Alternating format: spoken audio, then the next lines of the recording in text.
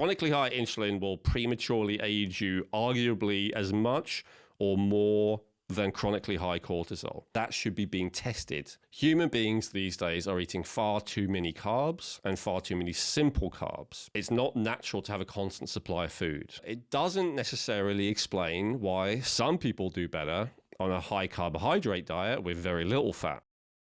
Welcome to the Rejuvenate podcast. I'm your host, Chrissy Hawks, and I'm here with my co-host, Elwin Robinson. And today we are continuing the conversation on blood sugar. We previously recorded an episode on hypoglycemia, so make sure you check that one out. And today we are continuing the conversation with insulin resistance. So Elwin, let's get down to business. Why this topic? Why today? Well, as we talked about a few months ago, Chrissy, the thing that initially fascinated me about this is the question of why it is that for some people going on a ketogenic diet where they have really low carbs resolves their blood sugar issues, including insulin resistance. And then for other people being on a super high carbohydrate diet, even simple sugars like sugar and honey and rice and potato and stuff, cured their blood sugar issues and insulin resistance. So I couldn't understand why that was. I think a lot of the time people just decide to pick a side and then decide the other side's lying, but I assume good faith, and there's been plenty of actually scientific studies on both sides, so I wanted to understand why that was the case. But as I got into it, I realized that insulin resistance is, not only is it not a minor issue, not only is it pre-diabetes, which is why it's super important, as that's one of the biggest diseases that's afflicting people, actually not just in the Western world, but in a lot of the world, including a lot of Asia. It's a super common and obviously very debilitating and dangerous disease. But actually, insulin resistance is possibly what is really going on when people have type 2 diabetes. And I'll explain what that means a little bit more later. And insulin resistance is implicated with all kinds of other health issues, especially heart disease and cardiovascular disease, which is one of the main things that obviously kills people throughout the world. So, and there's a lot more things it's related to as well. So it turns out that it's not just pre-diabetes or even diabetes. It's actually something that has a negative impact in all kinds of ways that most people, can barely think about. I was surprised to see that the effects of it are actually as far-reaching as stress. So in the same way that stress is like one of those root causes, or inflammation is one of those root causes that everyone talks about that can cause health problems in almost every sphere, so the same thing is actually true for insulin resistance as well. The other reason I wanted to talk about it is because I wanted to fix it for myself. So I had more symptoms of hypoglycemia, which we talked about in the last episode. And by the way, if you haven't watched that, you do need to watch it first, because we explain in detail what insulin is and what it does. And we're not going to go over that again today because we don't have time. So I'm going to assume with this episode that you have already watched that one, that you do already know what insulin is, how it works, and all the rest of it. And we're going to go straight into it today with that assumption. But I had that issue with insulin resistance, and then I actually resolved it for myself, both in terms of my experience and also in terms of lab tests, which we'll talk about later. It's gone. And so I was like, great, let me share how I did it. Let me share what works. And I did eventually manage to resolve that conflict between why is it that for some people eating basically, extremely high carb cures them of this, and for some people eating no carb cures them of this. So I thought, and the why that's possible is very interesting. So that's what I want to talk about this episode. So Elwin, what is insulin resistance? I think we're going to pick this apart a little bit today, but yeah, can you go into it and help us understand it more? So just a quick review. So insulin is a hormone created by the pancreas that helps to transport glucose from the blood to the cells. That's a very brief review. Again, way more depth last time. So what is insulin resistance then? So insulin resistance is a situation where insulin builds up in the blood to higher levels than you would want. Now, of course, we tend to think of type 2 diabetes and pre-diabetes as being an issue of excess blood sugar. And this is, of course, at least partially true. And when you have excess blood sugar, it can get to a level where it is dangerous and life-threatening. But it turns out the same is actually true for insulin as well. Possibly without life-threatening, but certainly dangerous, and certainly leading to, indirectly dangerous, but leading to a lot of health problems. And so when that insulin builds up and stays high, it is a very bad thing, potentially. So that's one issue with it. The other issue is that it's not doing its job. The fact that it's building up and it's in the blood means that it's not doing the job of transporting the sugar to the cells. And that's where the term insulin resistance comes from. It comes from the idea, which I don't think is necessarily actually true, which we'll talk about, but it comes from the idea that the cell is resisting the insulin, or that the insulin is not getting through to the cell. And this does happen with a lot of things, like a down-regulation. We've talked about this before with various neurotransmitters and stuff, that if there is a lot of something in your bloodstream, a lot of a certain hormone, a lot of a certain neurotransmitter, your receptors will down-regulate to kind of take in less of them. And so that's the thinking with the insulin as well. But actually, in the case of insulin, I'm not certain that that's necessarily what's going on. So insulin resistance may be misnamed. I think the key to insulin resistance is that it's chronically, not temporarily, chronically, consistently high insulin in the blood, which then has all kinds of negative downstream effects. And having a high level of insulin when you've just had something to eat, and especially a high carb meal, is totally fine. And so the thing that we're more focused on usually is fasting insulin. So when you haven't eaten for a while, that insulin should be cleared away. And so if it's still there, if it's constantly there, that's not natural, that's not optimal. One of the things I do hear a lot as well these days is metabolic syndrome.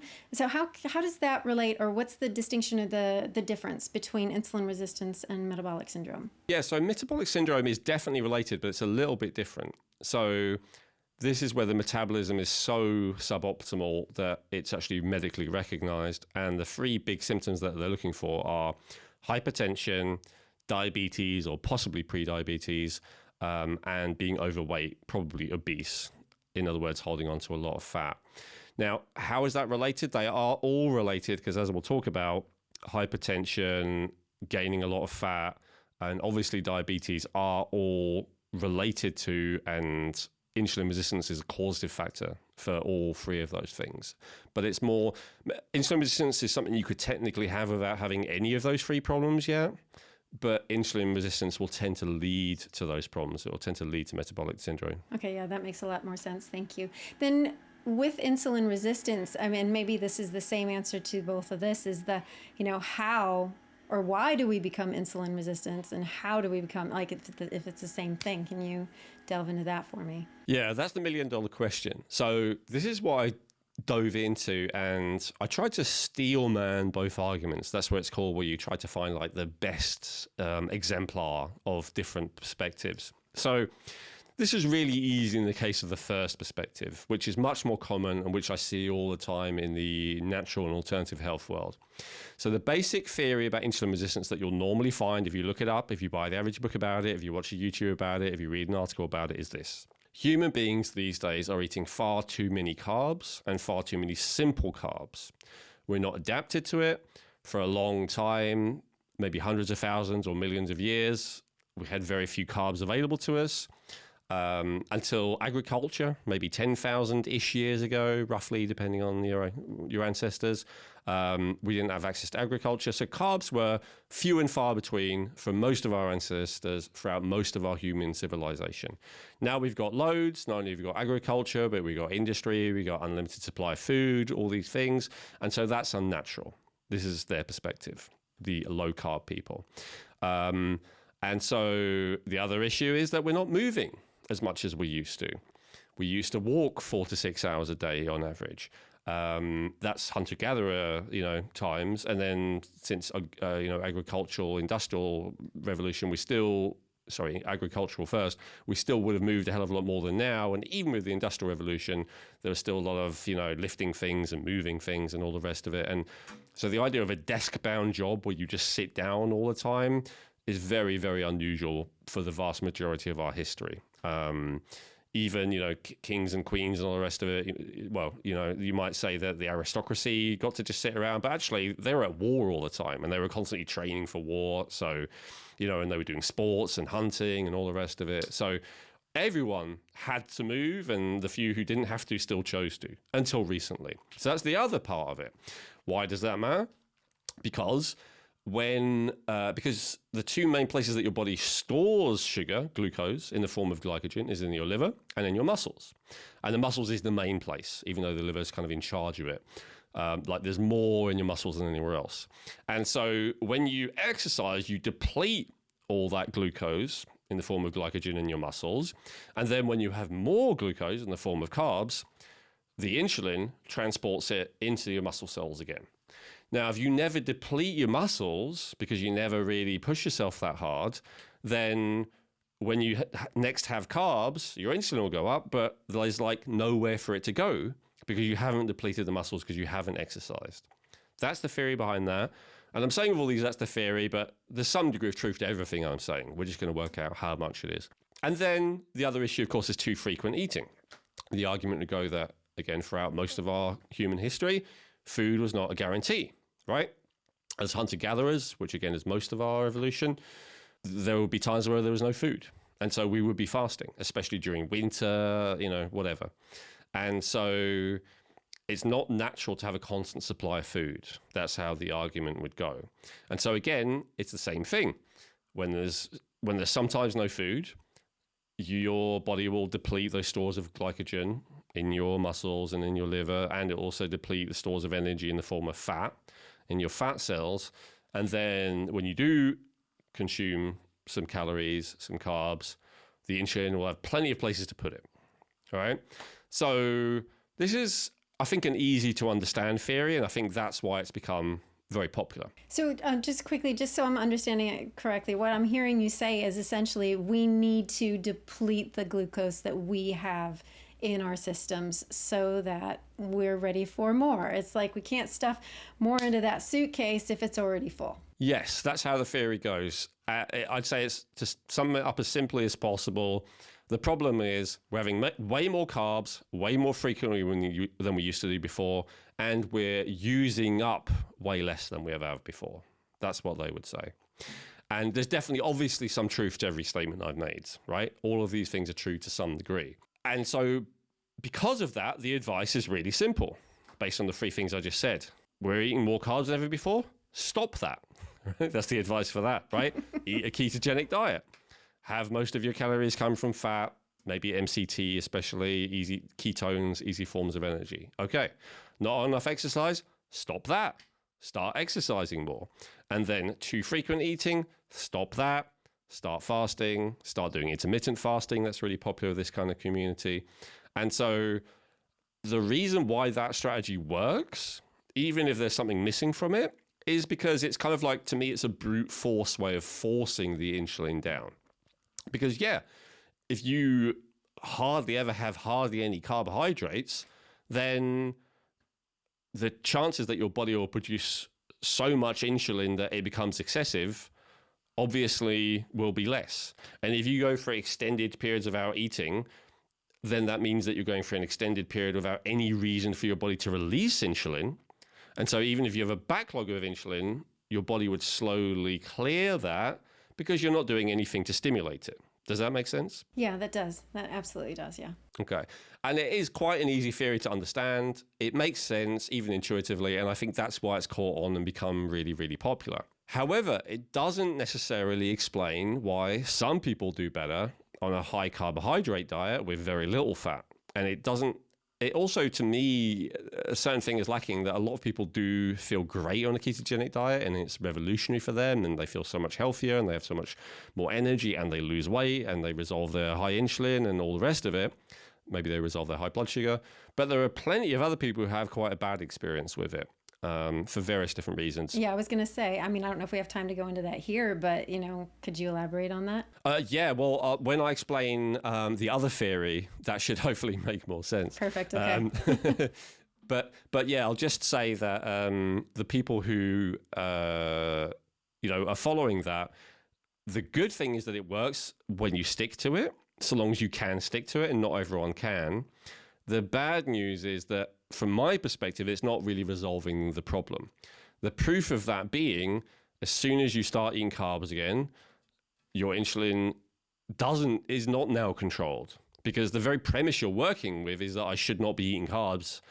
And so if you start eating them again, of course your insulin is going to go up. Of course you're going to have insulin resistance and high blood sugar.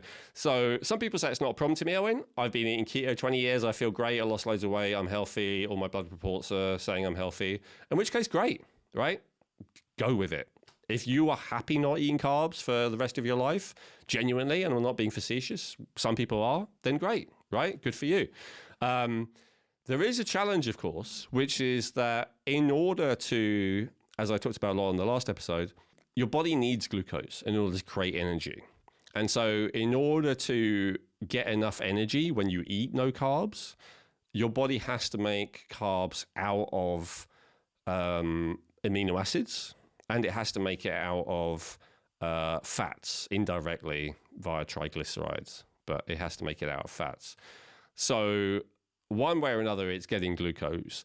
Now, in order for your body to get that glucose that it wants out of amino acids and fats, the only way it can do that is for your stress chemicals to be high, for your cortisol and noradrenaline. At least, we're going to talk about others later on that I've got prepared, but at least those have to be high. And for health purposes and health reasons, it's going against the things that we want, because if we're spiking and we're putting more stress in the system, even though we may not be feeling stress, but our body's going through the process, that's counterproductive to the things we want, right? It's counterproductive to some of them. And this is why I'm saying I kind of want to steel man that argument. So, because as I said, some people are like, oh, when I've been keto for 20 years, I lost weight, my cardiovascular disease went away, you're telling me it's wrong? No, I'm not, right? Because it's about balance. So is having chronically high cortisol and noradrenaline bad? Yes. Is having chronically high insulin, what they call insulin resistance, potentially worse? Yes. Chronically high insulin will prematurely age you arguably as much or more than chronically high cortisol. And so that's why some people do better. Now, remember, everyone's different genetically. We've talked before in different episodes about the COMT gene. Some people break down stress chemicals quite easily and quickly, and some people break it down very slowly and with difficulty, and some people are in between. So I suspect that for the person who breaks down stress chemicals very easily and quickly, that they have less issues with the ketogenic approach, because the stress chemicals never build up, too much. I mean, they're going to be high, but they're not going to be too high necessarily, because their body will keep breaking them down. For other people who have a tendency to either really spike stress chemicals excessively, which I believe I have, or if you have a tendency to not break them down very easily, then that can be one of the reasons, to answer your earlier question, why the keto diet will not seem to work for you. Okay, perfect. Yeah, that's a lot. So then going into my next part of this really is, I understand the process about we have to clear out the glucose so that there's more space, because if something's already full, you can't put any more in it. And I understand that the insulin is rising and rising to do the job better. Not do the job better, but to try and do its job if things are already full. So then, and you discuss the parts of, the not moving, not exercising, and the, too frequent eating and things like that. But what else would cause a person's body to be or to have insulin resistance? So as I said, that's one theory about the cause of it. Now, what I don't like about it is what you just said, that it's predicated on keeping stress chemicals high in order to function. It's also predicated on having a very restrictive diet. And it's predicated on this idea that carbohydrates are bad, which I do not think is necessarily true. So here's the other theory on it. The other theory is that what's actually causing the insulin resistance is not excessive carbohydrate, lack of exercise, lack of fasting, but what's causing it is that actually free, very small particles of fat floating around in the bloodstream are starting to get into the cells and block the insulin from being able to transport the glucose into them.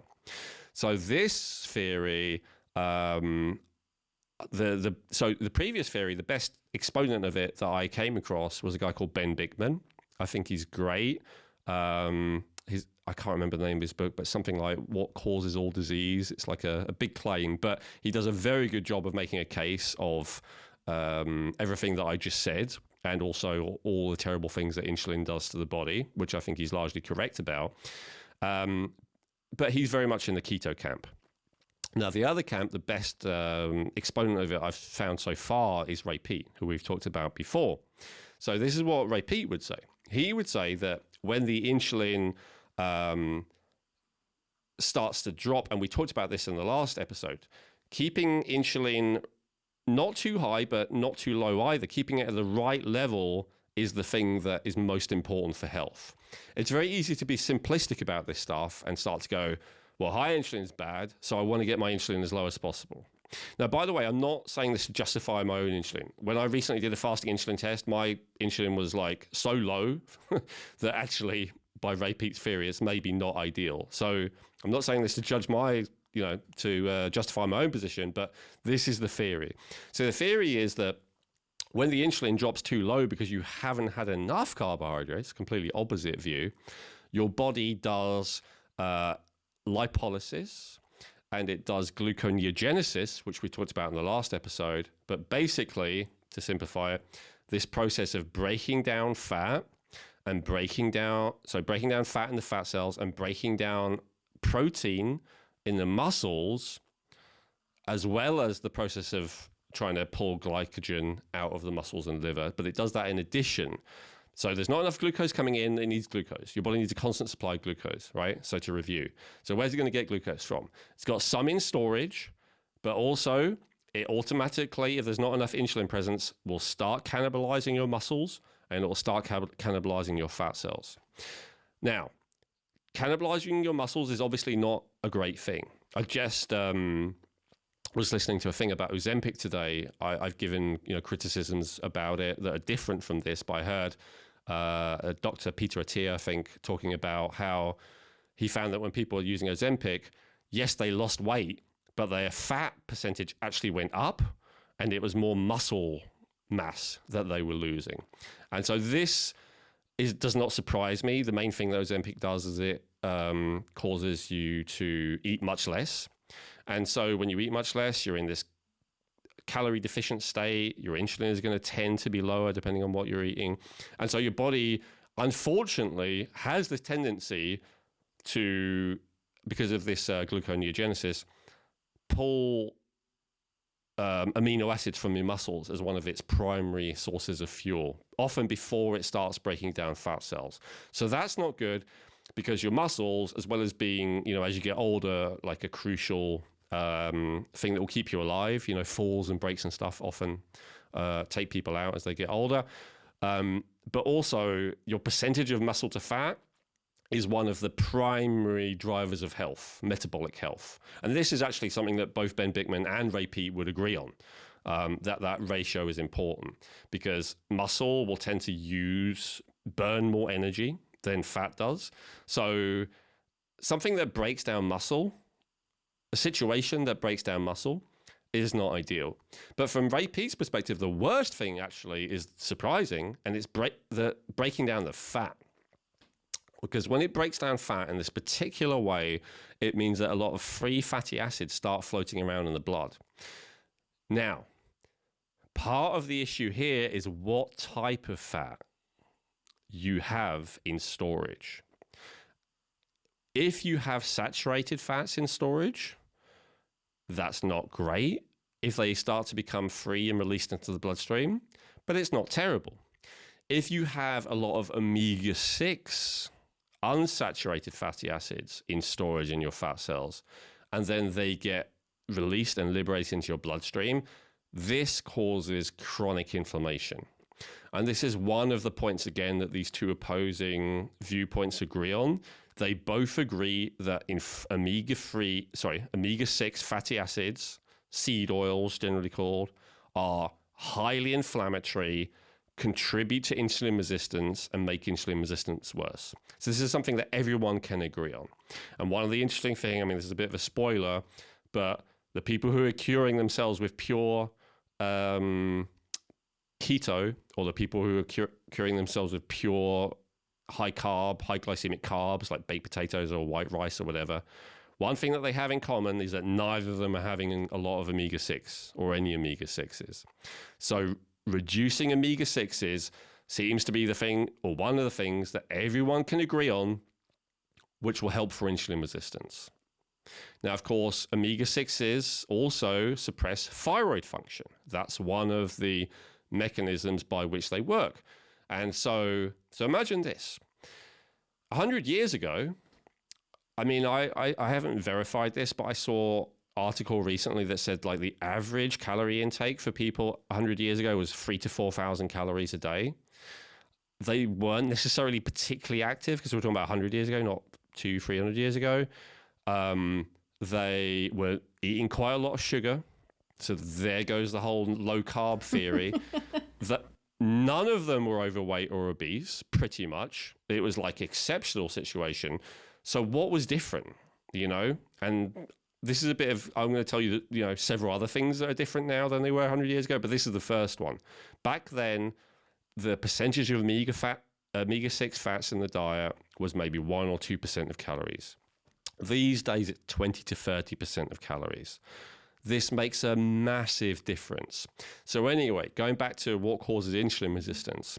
So these free fatty acids are released into the bloodstream, and your body's attempts to free up some energy because there's a lack of glucose, maybe a lack of calories in general coming in. Your body's in this fasted state. It's raising its stress chemicals. It's breaking down muscle tissue. It's liberating free fatty acids. And this is actually blocking the cells so that then the insulin resistor is not able to function properly.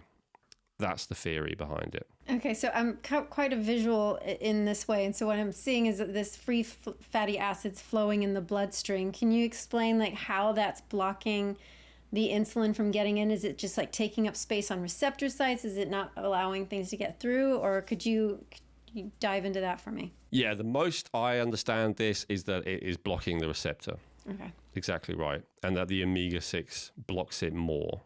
Remember, every cell, I mean, this is a bit complicated, but it's got this like a cell membrane. It's got a phospholipid, which is a kind of type of fat. It's got like saturated fats all around it. So it really doesn't take much to reduce the permeability of the cell to the point that it's no longer sufficiently permeable for the insulin to get in. I don't know if I don't understand it of any more detail than that, or if actually anyone understands it in any more detail than that, because that's as far as I have been able to get to. But what people have observed is that, well, yeah, let me get to that. So to me, this could explain why there are people who take diets of, as I said, high carbohydrate, no fat. One of versions of that I came across a long time ago, back when I was a vegan, was fruitarians, right? So they're absolutely people who eat 100% only fruit, who cure their type 2 diabetes, who cure their insulin resistance, right? How is that possible? Well, I've given you one theory already. No omega-6 fats in fruit, except for, I'm trying to think, even the fatty fruits, avocado, there's not much, olive, there's not much. So yeah, there is none. So that's one theory as to why that could actually work, right? Now, the other thing, of course, is that elevating stress and elevating omega-6s causes inflammation and causes suppressed thyroid function. Thyroid function, as we know, is essential for the cell to function, the mitochondria within the cells to function in general. So I think that is a part of it as well, and that's why that could explain why the insulin resistance often correlates with people gaining weight, especially gaining fat. Okay, then this is going to throw this out there. I might have some people say, yeah, but I'm supposed to have fats for the health of my cell membranes and things like that. But you're talking about a specific type of fat, correct? Well, not the fruitarian is not, right? So they're just saying don't have any fat other than maybe, a couple of olives or something like that. As I said, there are extremes on both sides, right? There are people who say no carbs and they cure themselves of diabetes. And then there are people who say only carbs and they cure themselves of diabetes. And so I'm trying to understand how both of those things are possible. And this is what I'm trying to explain, how it's possible, right? So now, if we go back to the other theory, the keto theory, how does that make sense then? Well, because obviously with the keto diet, you're flooding your blood supply with these free fatty acids, which are blocking the uptake of insulin. But of course, you're not taking any carbs and you're depleting the glycogen storage in your muscles and your liver on a regular basis by fasting or exercising. And so even though you have blocked the uptake of insulin with this strategy, it doesn't matter because you're not stimulating insulin because you're not having the carbs. Does that make sense? Yeah. So you haven't resolved the problem.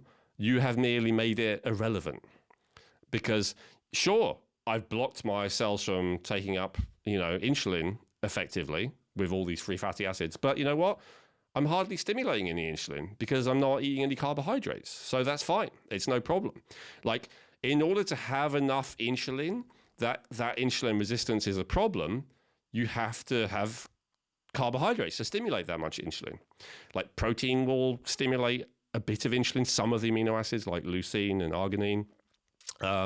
Sweet flavors like artificial sweeteners will stimulate a little bit of insulin. But as Ben Bickman says, like all these are hardly anything as long as you're not having carbs. So very little insulin is secreted. And so it's never going to build up to the point of insulin resistance, even if you are blocking the ability of your cells to uptake insulin effectively with the free fatty acids because you're never stimulating insulin in the first place. So that's how both those theories could be true at the same time, if that makes sense. Yeah, no, that definitely makes sense. Yeah, I'm understanding it a little bit more. I mean, so what you're saying about within the keto, and I'm going to use an analogy and you can tell me if it's correct, is there's a stain on the carpet, but yet if I move the couch over the carpet, nobody's going to see it. So I've kind of fixed the stain, sort of. So long as you don't move that carpet, basically, couch, yeah. Okay. I don't want anyone to take this simplistically and go, oh, Elwin, okay, what you just said makes sense. I will now stop eating keto and start eating carbs.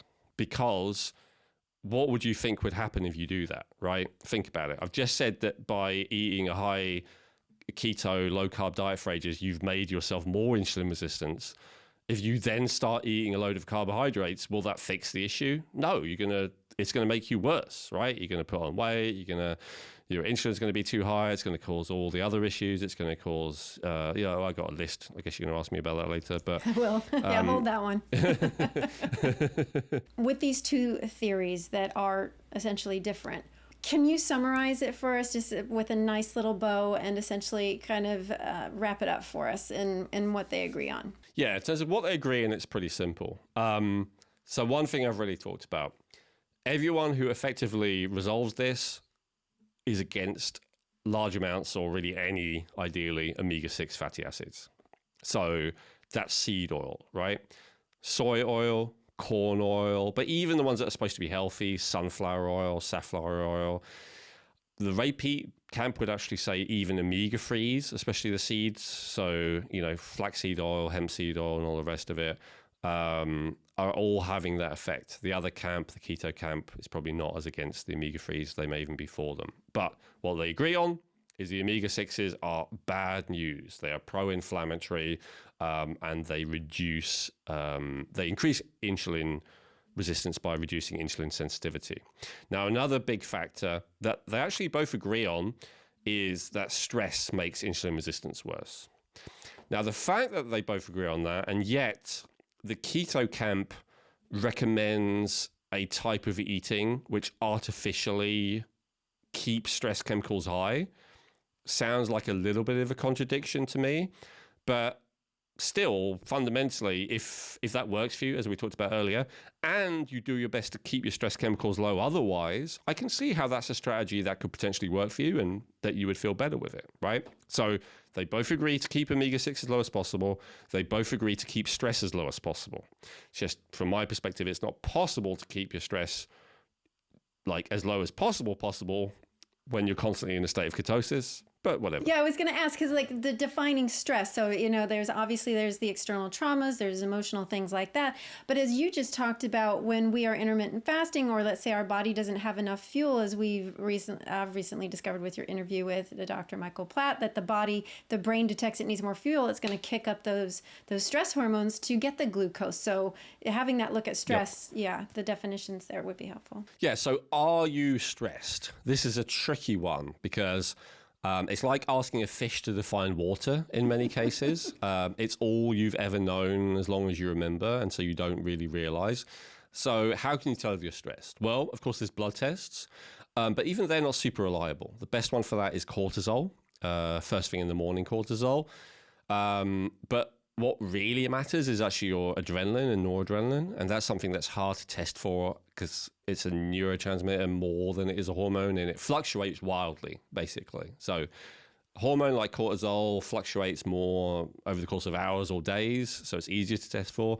Noradrenaline, you can have 10 times as much in 1 minute than you do the next, so it's harder to test for. So to some degree, it's got to be experiential, right? And so one great test of how stressed you are is really simple. Sit down in an environment with no input whatsoever. No one around you, door shut, headphones on, blindfold on if necessary, because you can't keep, the outside stimulus out otherwise. Sit in a chair and attempt to stop thinking for 20 minutes. If you get racing thoughts, if your to-do list is on your mind, if this thing that's upset you, all the rest of it, that's a classic sign of stress. This is most people, by the way, I realize that, but most people are in a state of stress to some degree or another. And this is something that's relatively recent in our history.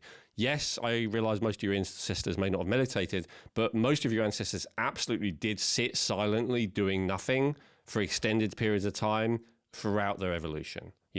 Hunters would go out and then they would be aware of their environment, but they would be basically doing nothing, no input, just watching for that little noise or, quick something. And, people in general, before the invention of electric light and all the rest of it, a lot of time they would be in darkness for a lot of the year. Like there just was a lot of sitting around doing nothing. Very few people can do that these days. A lot of daydreaming, a lot of, considering, whatever you want to call it. We don't do that these days. We constantly have input, right? We're constantly doing stuff or we're having stuff put into us. And so that's a really great test, how easily you can just sit and do nothing. The thing that allows you to sit and do nothing is a neurotransmitter called GABA. When GABA is high, it means that you can just go into a peaceful, centered state and relax. Most people, their cortisol, adrenaline, noradrenaline, maybe even dopamine, but more the first three, overpower that GABA. It's all about a ratio. So stress chemicals are really high, GABA not that high, and so their mind will be racing. Maybe they'll even be fidgeting, itching, can't sit still, can't da-da. But at the very least, the mind will be da-da-da-da-da, talking. They can't just calm down. So that's a great example of stress. Another example of stress is how reactive you are to things. So most people think of stress as something that is going on outside of them. But it's true, of course, really terrible things can happen, that it is justifiable to feel upset. But I think most of us with some degree of self-reflection, we can admit that a lot of the time we get upset about things and later we go, oh, that wasn't really such a big deal. Why did I get so upset about that? Why did I say that to that person? Why did I react that way? Or maybe you don't ever lash out or whatever, but you hold it all in, right? And that will show up as muscular tension in the body. So chronic pain is another potential, manifestation of stress in people. But I think the simplest one is the sitting silently one. Yeah, that's a really good one. I hear a lot about racing thoughts, and there's a big out there about, people not being able to sleep or waking up and not being able to go back to bed. But I want to digress and go back to the summary. So you said that's another one. Yeah. Yep. But sometimes like a lot of time, that's actually a sign of stress. If you sit there and you fall asleep, that's actually a sign of stress because it means you're so exhausted that as soon as you remove the input, your body's like, right, I'm going to shut down. Your brain's like, right, I'm going to shut down because I got a moment's peace. So that's also a sign of stress. So falling asleep isn't necessarily a sign that you're not stressed. It's really not being able to be present and centered and aware without falling asleep and without having racing thoughts. That's the key. Hey, I hope you're enjoying this episode. I just need to take a moment to quickly tell you about a way that you can support the podcast by getting high quality, affordable supplements that Elwin and I personally use, and that's Feel Younger. What I love about Feel Younger is they have great quality products with minimal fillers, but the prices are very affordable. You can call their customer support team 20 hours a day, 7 days a week, and in my experience, they're really helpful and friendly. And what I love most of all is the amazing descriptions Elwin's written for each product category about that topic. There's so much information and education on it. I've actually learned more from reading their product descriptions than I have from most articles. So, to support the podcast, please use Feel Younger for all your supplement needs. And to let them know we sent you, you can use promo code RejuvenateMe for a 20% discount off your first order at feelyounger.net. That's 20% off your first order with promo code RejuvenateMe at feelyounger.net. Thank you. So going back to the summary, you said the first one was about the no omega-6. The second was that stress makes insulin resistance worse. And I believe there was another one. Yeah, a couple of supplements that, as far as I can see, everyone agrees with. So berberine is really great. There's a drug kind of form of berberine called metformin, which is often given to diabetics, and is also taken by a lot of people in the kind of life extension, longevity, anti-aging community for complicated reasons. I'll perhaps go into in another one, but basically, probably the simple reason is because it is so good at reducing insulin resistance. So in terms of, I don't want to hear all this, Elwin, I just want to take a pill, my number one recommendation would be berberine. And you can do that with any diet. It will help you even if you're eating omega-6s, even if you're doing this, even if you're doing that. It will help to some degree. And so that's pretty impressive. Berberine is not quite as powerful at that as metformin, but it has like maybe a tenth of the level of side effects. So it's way, way, way safer. And so I personally would always go for berberine rather than metformin. Another one that's actually really good is inositol. So inositol is a type of sugar, but sugar alcohol, hence the ol at the end, that is that used to be called a B vitamin, but they eventually decided it wasn't a B vitamin because we can actually make it ourselves, and vitamins have to be something we can't make ourselves. But it's so it used to be sold as part of a B complex. It isn't anymore, but it's still often sold for people with PCOS, polycystic ovary syndrome. And PCOS is a classic sign of insulin resistance. So inositol and berberine are the two compounds that I found that they're the most studied saying that it's really effective and that it actually helps. And that's a great summary. Thank you, Elwin. That's really, really helpful. My question here now is, people usually associate the issue to be with blood glucose and not necessarily insulin. Is it the same? Is there something different? Let's unpack the confusion, or if there's any confusion around that. Well, it's funny because that actually leads me to another thing that I found both Ben Bickman and Ray Peat agreed on, despite their opposite dietary recommendations. And it's something that the mainstream definitely doesn't agree on. And so it's what actually is diabetes. So great question. If you go back to when diabetes was first discovered, so what they found is people had glucose, they had sugar in their urine. And they would also have this issue where they would be wasting away, basically. So they were like completely malnourished, and they seem to not be able to utilize glucose and turn it into energy, and so they would waste away. And so they kind of call it the sugar disease because of the sugar being found in the urine. Then they developed the ability to test sugar in the blood. That was very easy for them to do. And sure enough, they found very elevated levels of sugar in the blood. And so because of the excess sugar in the urine and the excess sugar in the blood, the conclusion was, oh, it's a problem with too much sugar. Very logical, very understandable. At the time they made that conclusion, I don't think insulin had even been discovered yet. And once insulin was discovered, it took them a lot longer, several more decades before they learned how to actually test for it.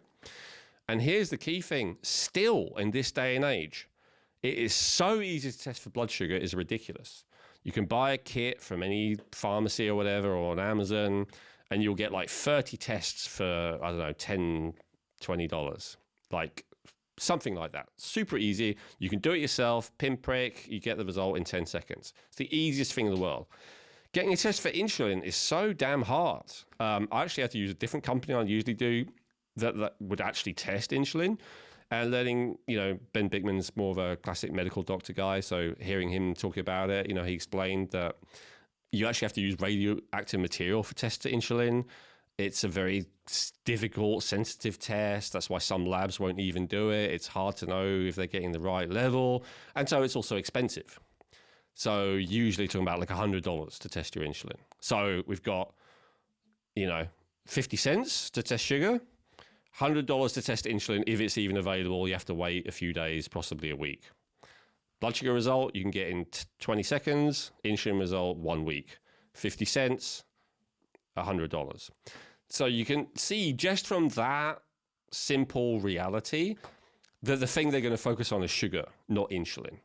Let me ask you this: your blood sugar, that's not an indicator of where your insulin's at, though, correct? Well, so the first thing that usually goes wrong is that you're getting a little bit of insulin resistance, or you're creating excessive insulin for other reasons, which we talked about in the last episode, and then your blood sugar will be periodically low, which we call hypoglycemia. Then, depending on, if you do anything about that, the next stage will tend to be that you get more insulin resistant. And so now the sugar starts to build up because the insulin is not working to get the sugar from the blood into the cells. So then you'll start to see, so first of all, it will be good. Then it will be high insulin, low sugar. Then it will be high insulin, high sugar, which would be more a classic insulin resistance. And then if that situation goes on too long, and this is the normal mainstream theory, the pancreas packs up, it can't do it anymore, and then the insulin will be low, and the blood sugar will stay high. And that's why they would supplement insulin. They'll give you insulin with the idea being, we'll try and get the insulin high again to force the sugar into the cells, which works to some degree. However, the objection that, as I said, both Ben Bickman and Ray Peat have to that is this. A lot of what's called diabetes these days, type 2 diabetes, where the person is obese, where they have hypertension, where they have high cholesterol, is not necessarily a lack of insulin. And usually they don't even test insulin. I remember you showed me blood test results for a type 2 diabetes client recently, Chrissy, and I was laughing. I was like, they didn't test for insulin. It's like the most important thing you could possibly test. But I'm laughing when I actually see it. But of course, I know that's routine. They don't test for the most important thing. So for that person, we don't even know if their insulin is low and they need it being supplemented, or if it is actually still in that situation where it's excessively high along with the blood sugar. So do you see what I mean? They're calling it type 2 diabetes, but is it actually really insulin resistance? And here's one of the ways that you can tell, from my understanding, is that high insulin insulin is an anabolic hormone, as we talked about in detail in the last episode. And high insulin leads to more fat storage, specifically, more storage of energy in general. And once, your glycogen stores are all topped up and all the rest, more storage of fat in particular. So true diabetes, where a person's insulin is really genuinely low, they're going to start wasting away because not enough energy is getting into their cells. But the person who just gets more and more obese, which is the average type 2 diabetic in this day and age, maybe they don't have low insulin. This is a theory, and the crazy thing is they don't test it. So we don't even know if that's necessarily true. If I had that disease, I would certainly be demanding that test or paying for it myself to see if my insulin is actually low or if it's actually high, and maybe that is why I keep, gaining weight and all my symptoms are getting worse. I know this sounds like a crazy theory because it's the opposite of what we're taught in the mainstream. We're taught that with that condition, that blood sugar is high but insulin is low. That's why we have to take insulin. But given that strategy doesn't work, that people get more and more unhealthy generally, they get more and more obese generally, they get more and more hypertension generally, and all the rest of it, is it worth reconsidering if the fundamental assumptions about the disease are false, like I said Dr. Ray Peat and Dr. Ben Bickman do, and many others who follow each school of thought? I think so. It's worth considering. It's worth testing at least, right? Don't take my word for it that your insulin is not low, but test for it. See if it is actually low. So for all those type 2 diabetics out there that are also supplementing or have been prescribed insulin, so what I'm hearing is you're saying that could absolutely be wrong, correct? It could. Now, I'm not saying that because I'm not a medical doctor. I'm reporting what I've learned from other doctors. That's all. Okay. And I'm saying, don't take my word for it, but test for it, maybe. Do a fasting insulin test.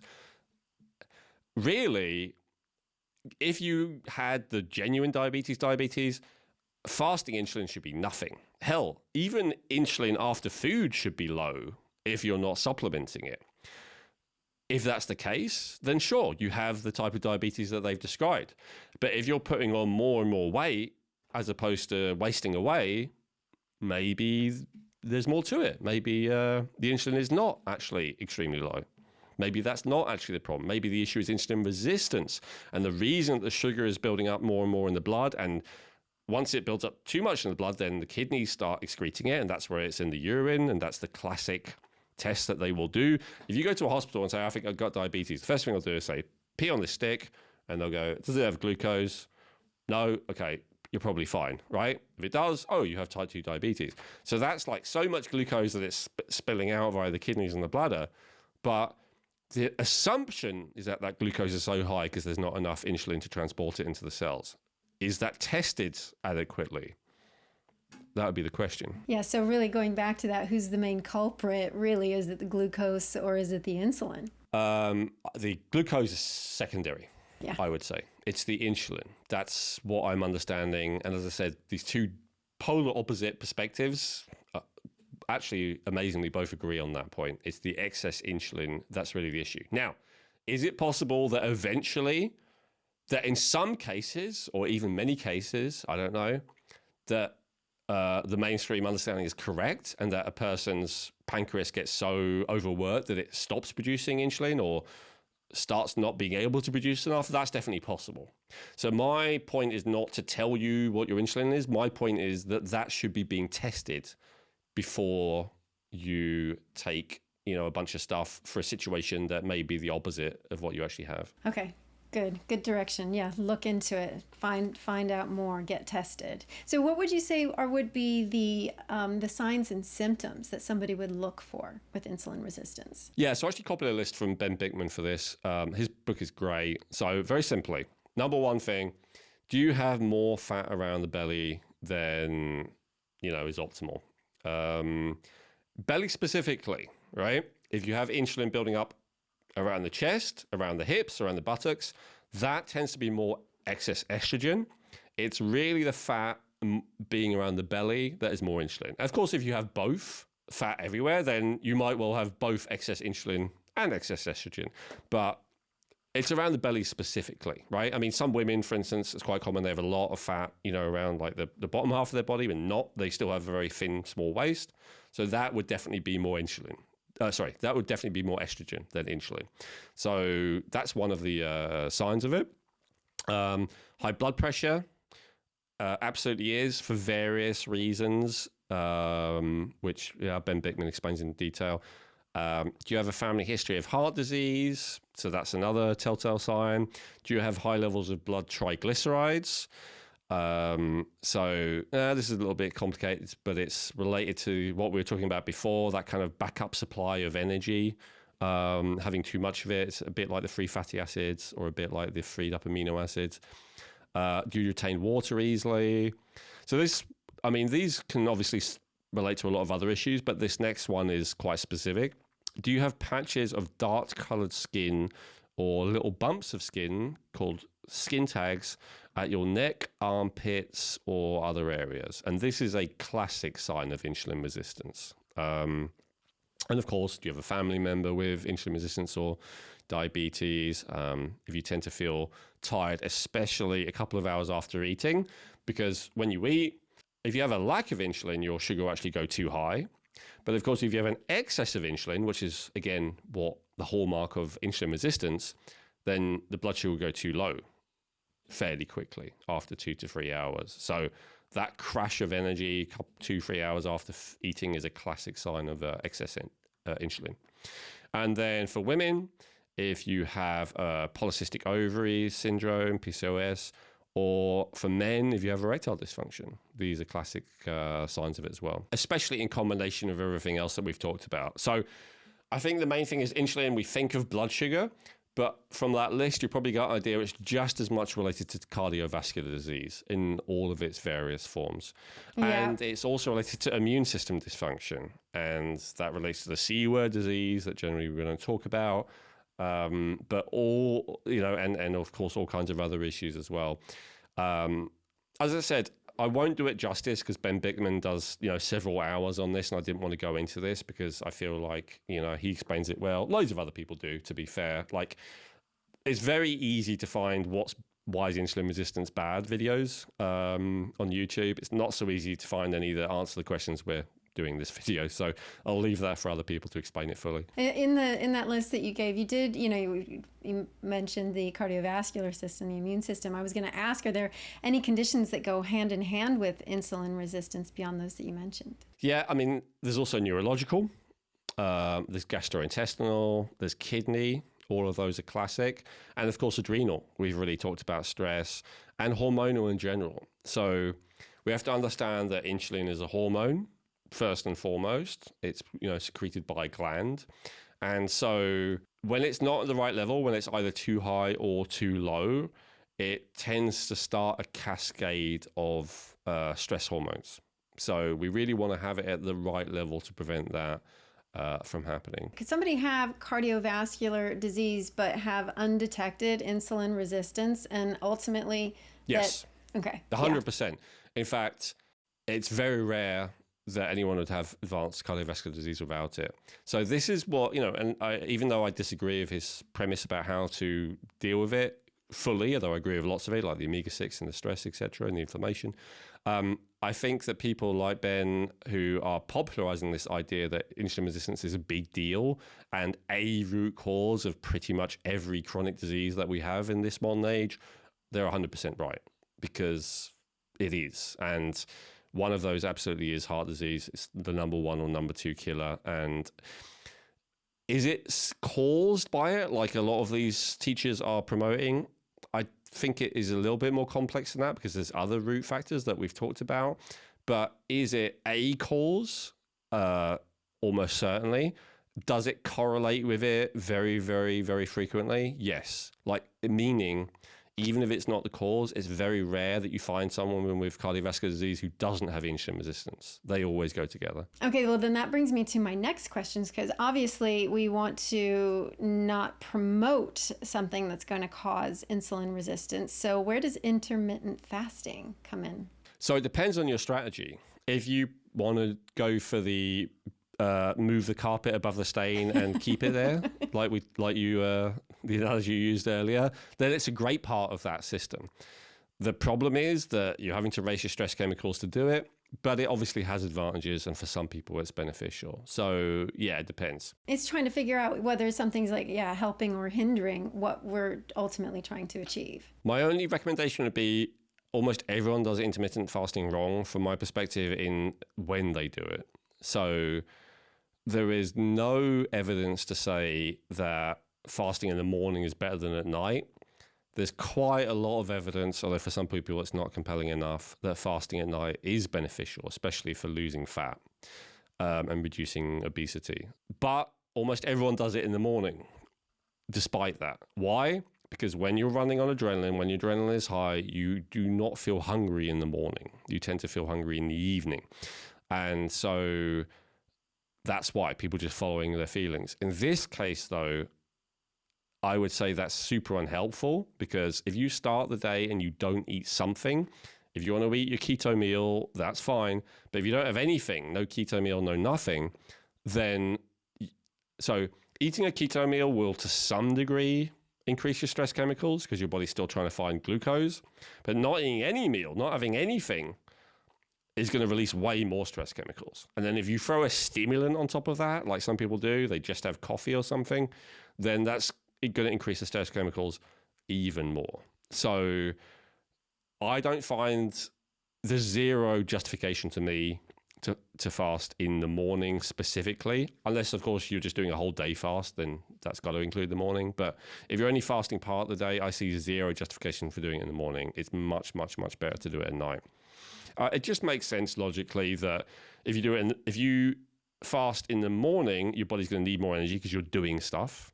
So it's going to have to liberate more stuff from storage, which I guess is why people do it, because they want to burn more fat.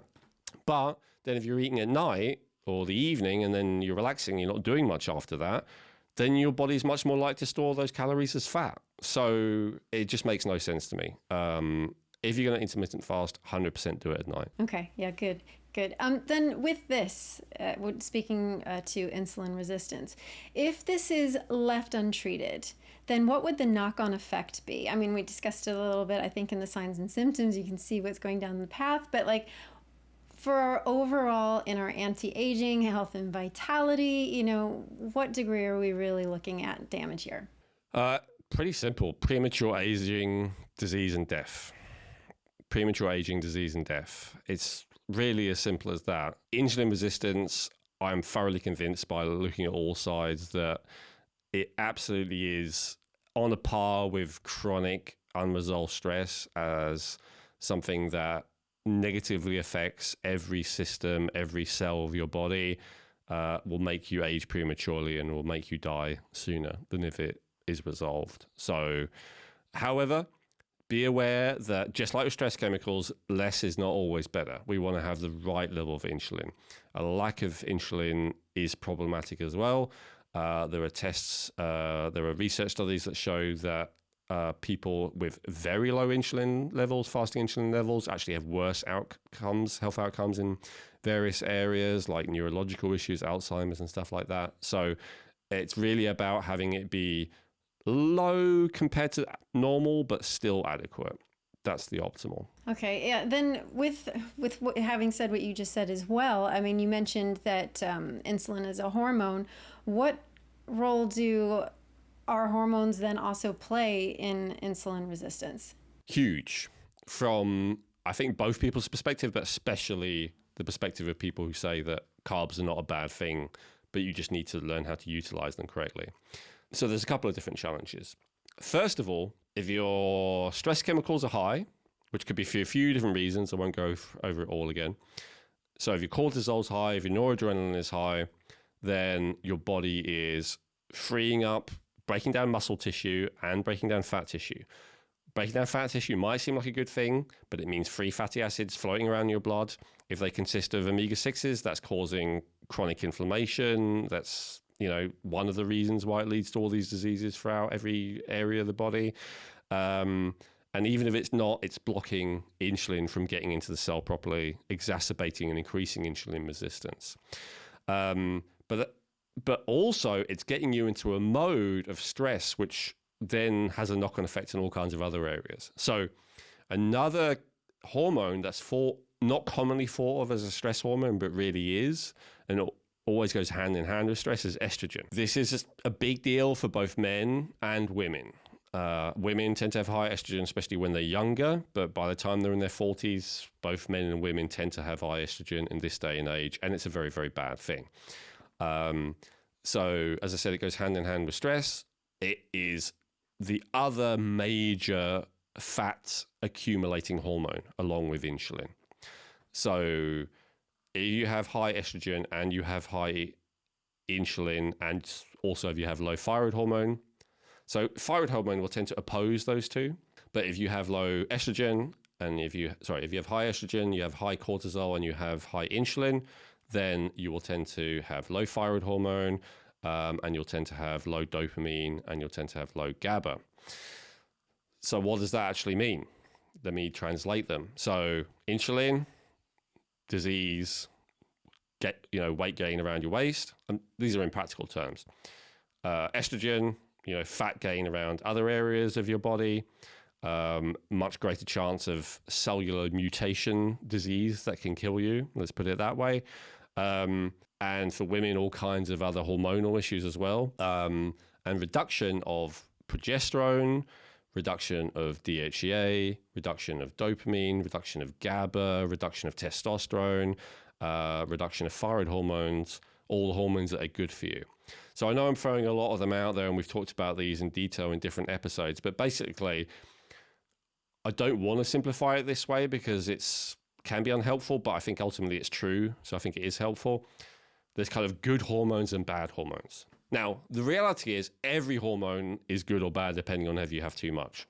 But it's more a case of hormones that tend to be excessive and cause problems and hormones that tend to be lacking and cause problems, right? So in the case of insulin, in the case of estrogen, in the case of cortisol, in the case of glucagon as well, in the case of noradrenaline, the issue is usually it's excessive and that causes problems. In the case of thyroid hormone, in the case of dopamine, in the case of progesterone, in the case of testosterone, in the case of DHEA, it tends to go down with age and go down as we become less and less healthy, and that causes a problem. So how does it relate to hormones? Insulin going too high will set off even if everything's perfect, let's say all your hormones are perfect, you're youthful, you're great, and then your insulin goes too high, that will set off a chain reaction that probably ultimately will eventually make all of those hormones bad. So why is my testosterone low? Maybe it all started with insulin and insulin is stopping it getting better. For a woman, why is my progesterone low? Maybe it all started insulin and insulin stopping it getting better. Why is my stress so high? Right? Why is my cortisol and my noradrenaline so high? Maybe it all started with insulin. Why, do I feel cold? Why do I feel sluggish? Why do I feel low in energy? Why is it so hard to lose weight? Maybe because your thyroid hormone is too low, and that's all started with excess insulin. So it's all kind of tied together. And generally, when you're trying to resolve the issue, you kind of got to kind of work with whatever's going on for you. But let's say the main thing you're aware of is excess estrogen, or the main thing you're aware of is excess cortisol. But it tends to be that the root issues that have to be resolved, otherwise nothing else would be resolved, is this. The cortisol and the insulin has to go under control, it has to go down. And then the thyroid and the sex hormone, either testosterone, progesterone, has to go up to get to a good level. That's the minimum of what you need to do. And so that's kind of how they're interrelated. Now, that's hormones, but there's other factors. So inflammation. Inflammation can be caused by omega-6s, like we talked about earlier. It can be caused by any kind of dysfunction of the immune system, like we've talked about in detail in episodes about that. It can be caused by any poison in the body that we've dedicated episodes to, whether it's heavy metals, whether it's pesticides, whether it's mold toxins. So inflammation, when it's chronically high, can trigger everything I just said. Thyroid low, testosterone low, progesterone low, estrogen high, cortisol, et cetera, et cetera, et cetera. So inflammation can be one of those root cause issues. Even serotonin. How would serotonin get so excessively high? Through gut dysbiosis. Yeah, I was going to say, Elwin, isn't serotonin supposed to be a good or a good thing? Well, we covered that in detail in the Is Serotonin Good episode, right? We did almost 2 hours on that. But yeah, generally, let's say everything's bad when it's in the wrong range, right? So let's just say excessive serotonin, whatever that is, ultimately can start off this chain reaction to make everything else imbalanced. And that often relates to gut dysbiosis. Even growth hormone. Growth hormone is trendy these days and considered to be cool. A lot of people take it, either growth hormone or growth hormone peptides. I've played with them myself, just the peptides, not the growth hormone. But growth hormone can lead to insulin resistance. And it's one of the reasons why you want to be careful with growth hormone, with supplementing it.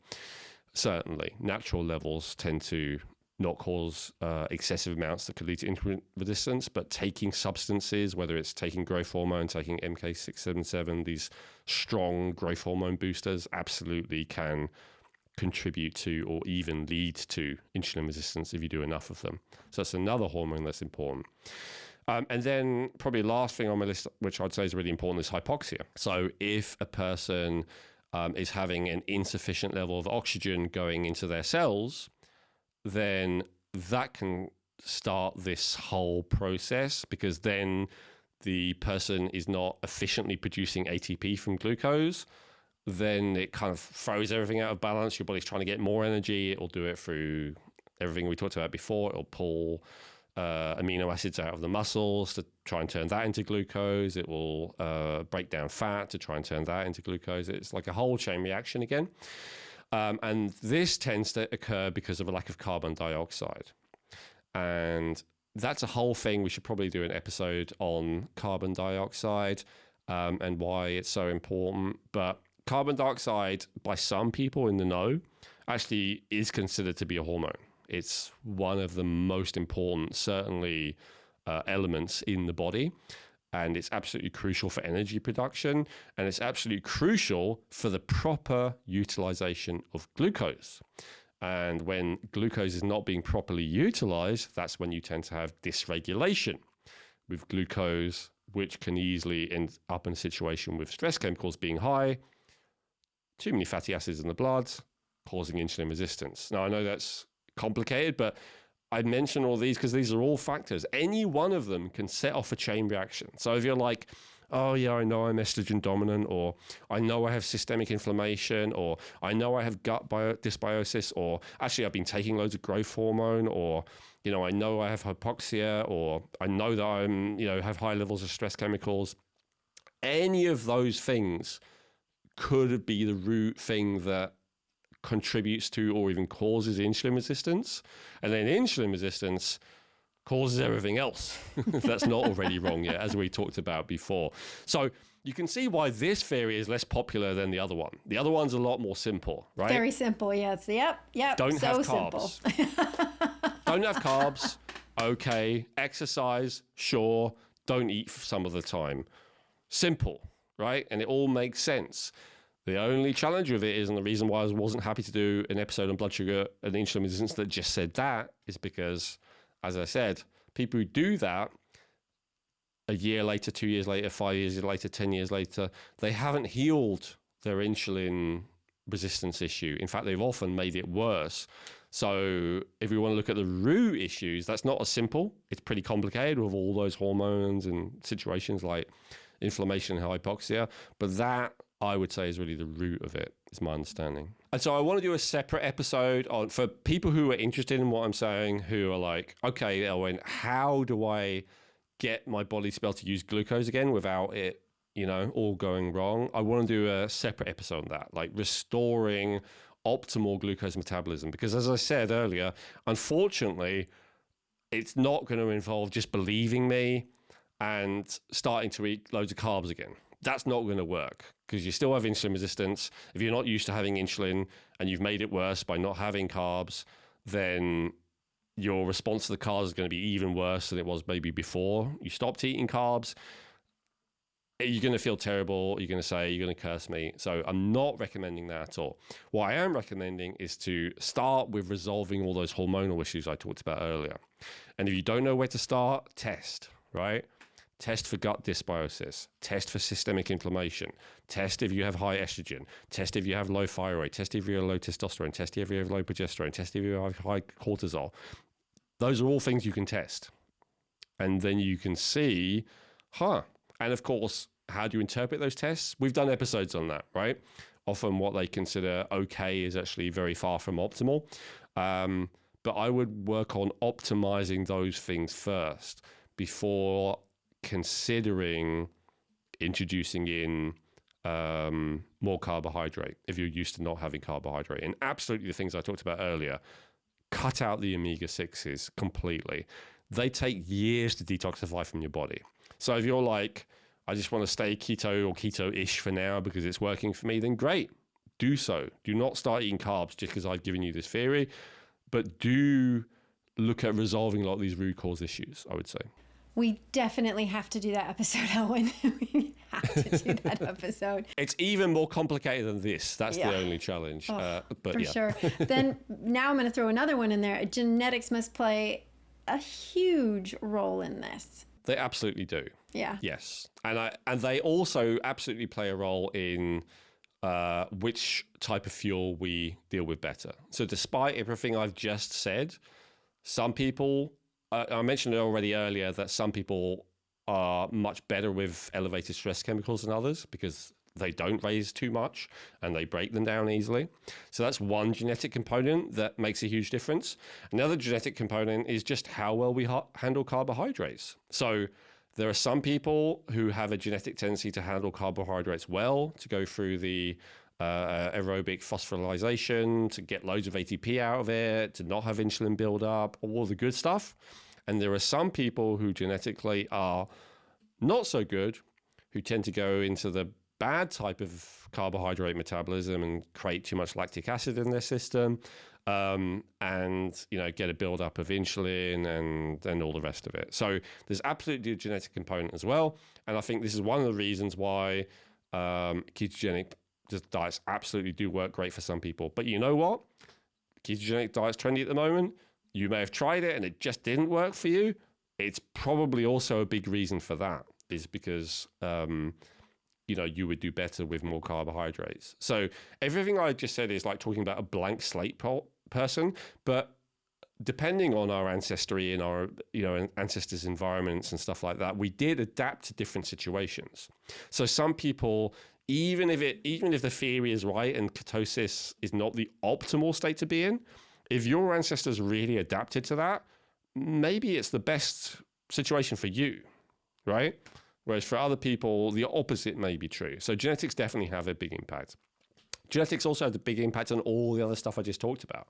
Tendency to high stress, a tendency to low thyroid, a tendency to high estrogen, a tendency to high serotonin, a tendency to high inflammation, et cetera, et cetera, et cetera.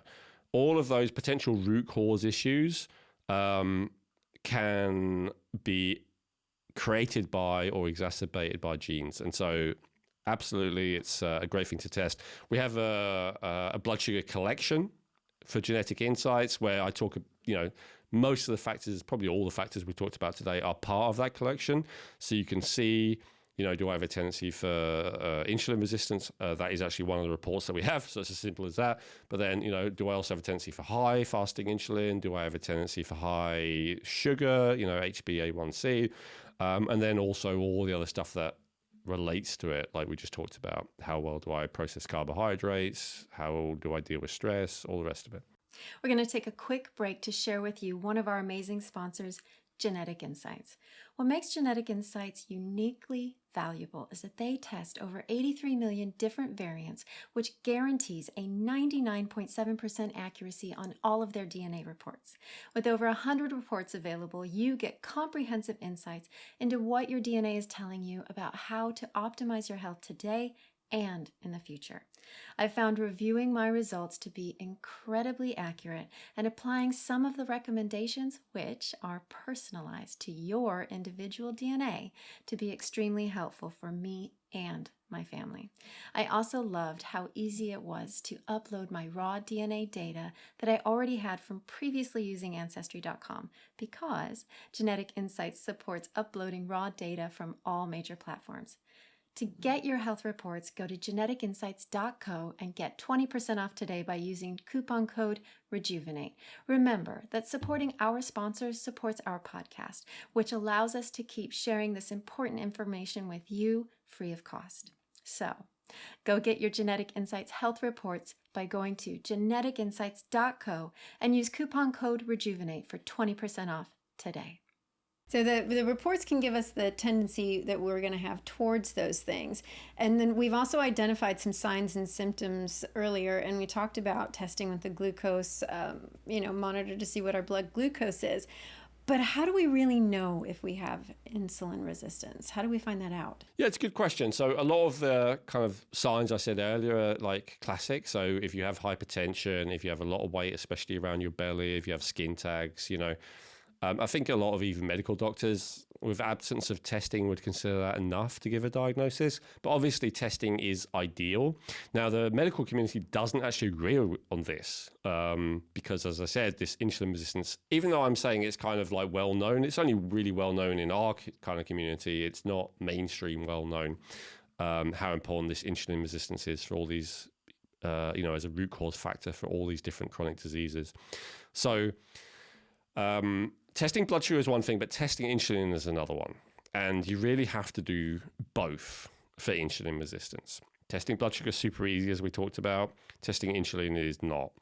So if you really want to test, the best thing I've come across is called a Homa IR test, HOMA-IR.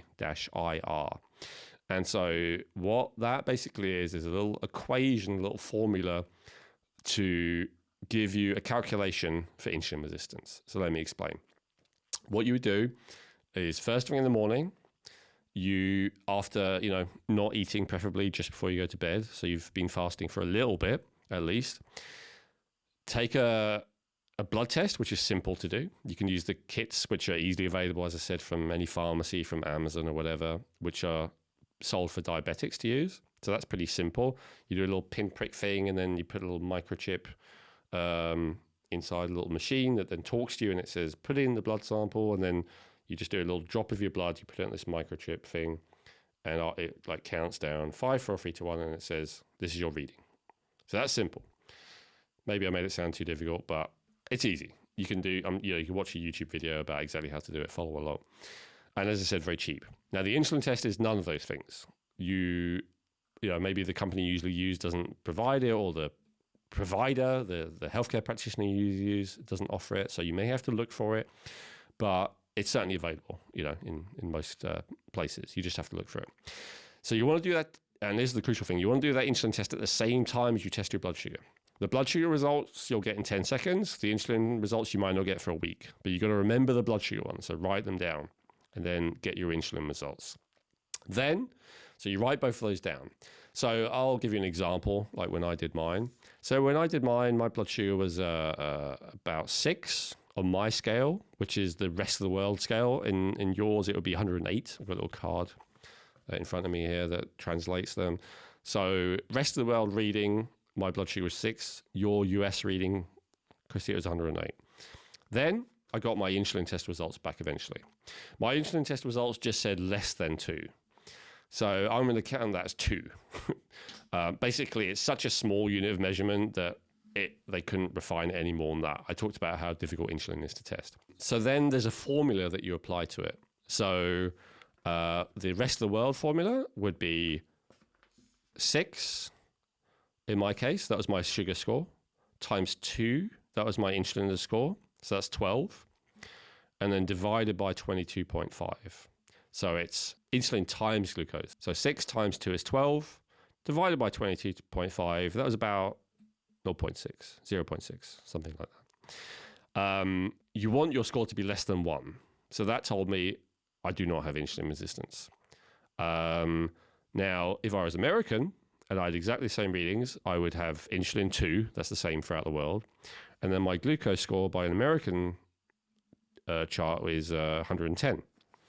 So then it would be 2 times 110, which would be 220, divided by 4 or 5. So it's about the same. So you see, like, the equations will both end up the same. It's just you have to use a different divided by depending on what your blood sugar reading is. So that's how you do it. So that's your Homa IR score. You want it to be below 1. From what I've seen, that is the best test for insulin resistance. What is it telling us? How does it work? It's basically saying, look, if your insulin is not that high and your blood sugar is not that high, you don't have insulin resistance. It's as simple as that. If your insulin is high Or if your glucose is really high, it's a good sign of insulin resistance. Now, so that's the standard test. What I would say, though, is if your insulin is like, say, 2, and it was your blood glucose that is, let's say double what I said, so like 15 or something, then that does indicate more type 2 diabetes. That's what I would say. So this is my refinement to this standard test, which doctors teach. Whereas if it's the other way around, if it's your insulin that's high, but it's your glucose that's not crazy high, then to me that indicates more insulin resistance. So insulin really is the key factor, but glucose also matters. I guess that would be my summation of that. I did the test again like a while later, and it was like 2.4, something like that. So still, that would give a result where, well lower than 1. I also wanted to try it because the test result was so low. I was like, well, maybe I have type 2 diabetes, right? Because technically that could just be that you have such low insulin that your pancreas isn't producing it.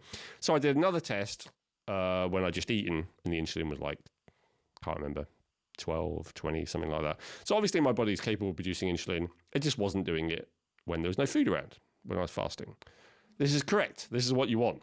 You want when you eat a food of carbs, that you have plenty of insulin, and then later there is no insulin left or very little. That's what you want. That's what those kind of test results would show you. If your insulin is low fasting and after a meal, that's more classic real diabetes.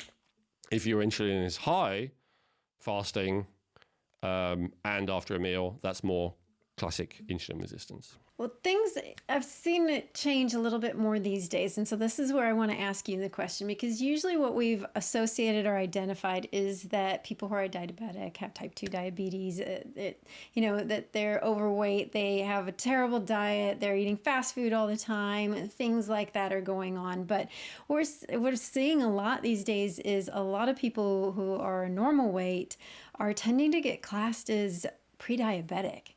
Now, why is that? Okay, so there's 2 different things you said there. So doesn't necessarily have excess fat and then eats a healthy diet. So there are definitely people who have insulin resistance who don't have excess fat in their body. Again, from the keto perspective, that maybe doesn't make sense. But from the other perspective, what I just said, it does. Because if you think about it, if someone's in a very high stress state, one of the things that could be going on is that they will keep breaking down fat cells, lipolysis, into free fatty acids and releasing them into the bloodstream, right? So a person could be in a situation where they have a lot of insulin resistance and yet they have very little excess fat in their body because they have that tendency. And that tendency is partly genetic. For some people, although cortisol and adrenaline both do that process of lipolysis and gluconeogenesis, my understanding is adrenaline does it more. And so if a person has especially a tendency to high adrenaline and noradrenaline, then they have a tendency to have a low appetite. They often have digestive issues. And I think they also, although I haven't seen this proven, they also have elevated lipolysis. So they'll especially have a tendency to break down fat cells and have the fats go into the bloodstream. So again, if that theory as to what causes insulin resistance is right, then that makes sense because the high stress and the high amounts of fats going into the bloodstream cause insulin resistance, right? Now, in terms of the question, people with a healthy diet, it's possible because as we just said, like highly elevated stress chemicals can ultimately cause this situation. But what I will say is that I don't know how often it happens to people who have never had high omega-6s in their diet.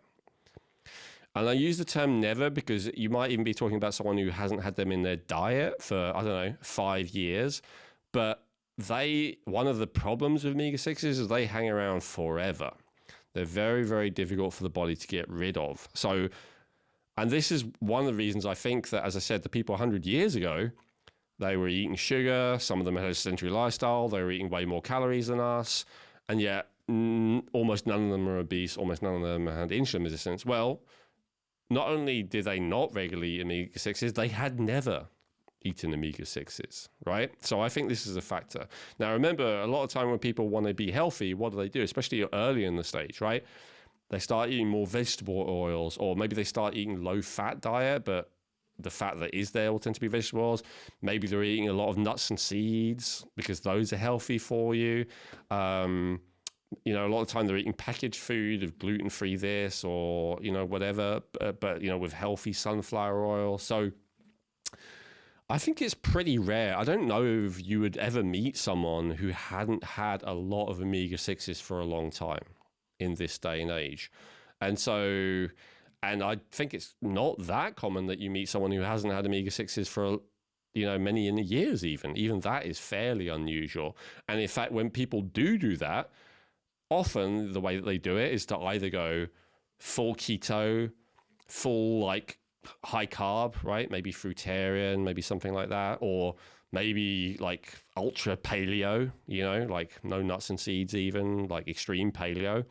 And often those people do get better from insulin resistance. So this, I don't know, healthy diet, maybe healthier than most people, yes, but super strictly for a very long time with no omega-6s, no other things that suppress thyroid function, that's pretty rare that people do that.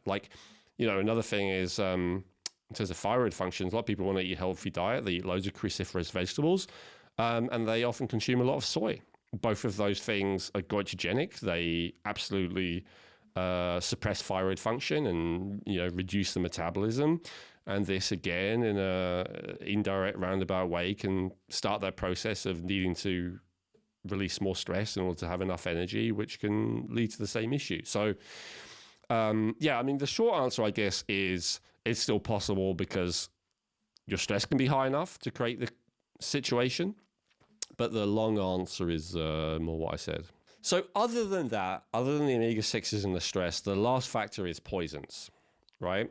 So when a person has a high levels of poisons in their body, it dysregulates everything, including the insulin system. So I haven't heard anyone talk about this in the insulin world, but I have seen people talk about it in the detoxification world, that when you have high levels of various poisons, especially the fat-soluble ones that we talked about before, like heavy metals, like mycotoxins, then those poisons can also increase insulin resistance by reducing insulin sensitivity. So that would be the only other case where I would see someone who has insulin resistance despite a literally perfect diet and not having any excess body fat. That could be another way that it manifests. That happens more commonly than we think. So I haven't seen examples of that, but I would be happy to bet money on that if I did find an example of someone who'd never had omega-6s and was having, fairly low stress and still had insulin resistance, I would be immediately, let's do a full toxicity panel. And I would be very, very surprised if something didn't come up there. So that'd be the other factor. Yeah, that's a good point, because then if somebody is doing everything right, and then suddenly they're just what's going on? It's not working for me. Then they'd potentially just go in to look at your toxicity and look at what else could be in there that's causing or stopping them from having that optimal health. Yes, and this is one of the other factors that I haven't seen any of these people who discuss insulin talking about, but which I think is super important, which is that the most difficult to deal with toxins tend to be stored in the fat cells. And so the other problem of breaking down fat cells and releasing those free fatty acids into the bloodstream is that along with that, you're going to be releasing all the poisons that were in storage, which then will create inflammation in, all the arteries and the blood vessels and all the rest of it. And to the degree that they, connect to the cells beyond the circulatory system, will then completely mess with and dysregulate the cells. Now, you asked a question much earlier about exactly how do those free fatty acids cause insulin resistance, and I said I don't know if anyone knows. They just observe that they do. It is possible that it's actually not the free fatty acids, but the poisons that come with the free fatty acids that really cause the lack of insulin sensitivity that stop the insulin being able to get in.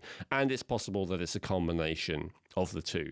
And of course, there is a type of fat that acts like a poison. So this is a crossover, which is the omega-6s. So it could be that free fats in general being excessive in the bloodstream. It could be the poisonous fats, and it could be the poison stored within the fat. And it could be a combination of all three. Really good, really good. So overall, looking at it, as you've unpacked the different theories that are here, it's more readily understandable how two very different ways of eating, you want to call them diets or something like that, could or do potentially help people, maybe not the right word, resolve, especially in one instance, but help them not express the symptoms of insulin resistance in this way, correct? Yes. And if just feeling better and eating a low carb diet is good enough for you, and especially if it suits you genetically, then I would not get in the way of that. If that suits you, if you're able to maintain it and it works for you, fantastic. But this is more speaking to everyone who maybe it doesn't work for, or they're not able to maintain it. Maybe they feel guilty, like to understand that there's more to it. So now I want to go quickly into timing of meals. I know we touched on intermittent fasting before, and you gave some really great pointers there and things like that. But I want to look at the frequency of meals and see if there is something that may be better or worse, or like are smaller meals going to, smaller, more frequent meals going to impact somebody that potentially has insulin resistance in a negative way? Or, is it better to wait and have a longer time in between meals? So can you talk just a little bit about frequency? Yeah, I mean, we talked about this in great depth in hypoglycemia, and I would really give exactly the same advice for this. The factors that you've got to balance are, if you wait too long to eat, then your blood sugar could drop, your body could overproduce stress chemicals, your body could overproduce insulin in response to the sugars that are poured into the blood supply as a result of the stress chemicals. It's a whole mess. So that's not good to wait too long. However, eating too frequently means that your body never gets a chance to do its self-cleansing mechanisms, its autophagy, its AMPK mode, all those words. If you don't know what that means, it's fine, but referencing for those who do. But basically a cellular cleansing. So your body has like an anabolic or a catabolic mode. Insulin is very much an anabolic thing, and so is glucose. So if you constantly have even not too high, but high-ish levels of those in your bloodstream because you're constantly eating, you're never going through that catabolic mode where your body is breaking down old cells, cleaning them out, replacing them. And so that's not good from a longevity point of view. All the people who promote fasting, and whether it's intermittent fasting or more extended fasting, they have a point. There is a lot of benefit to it.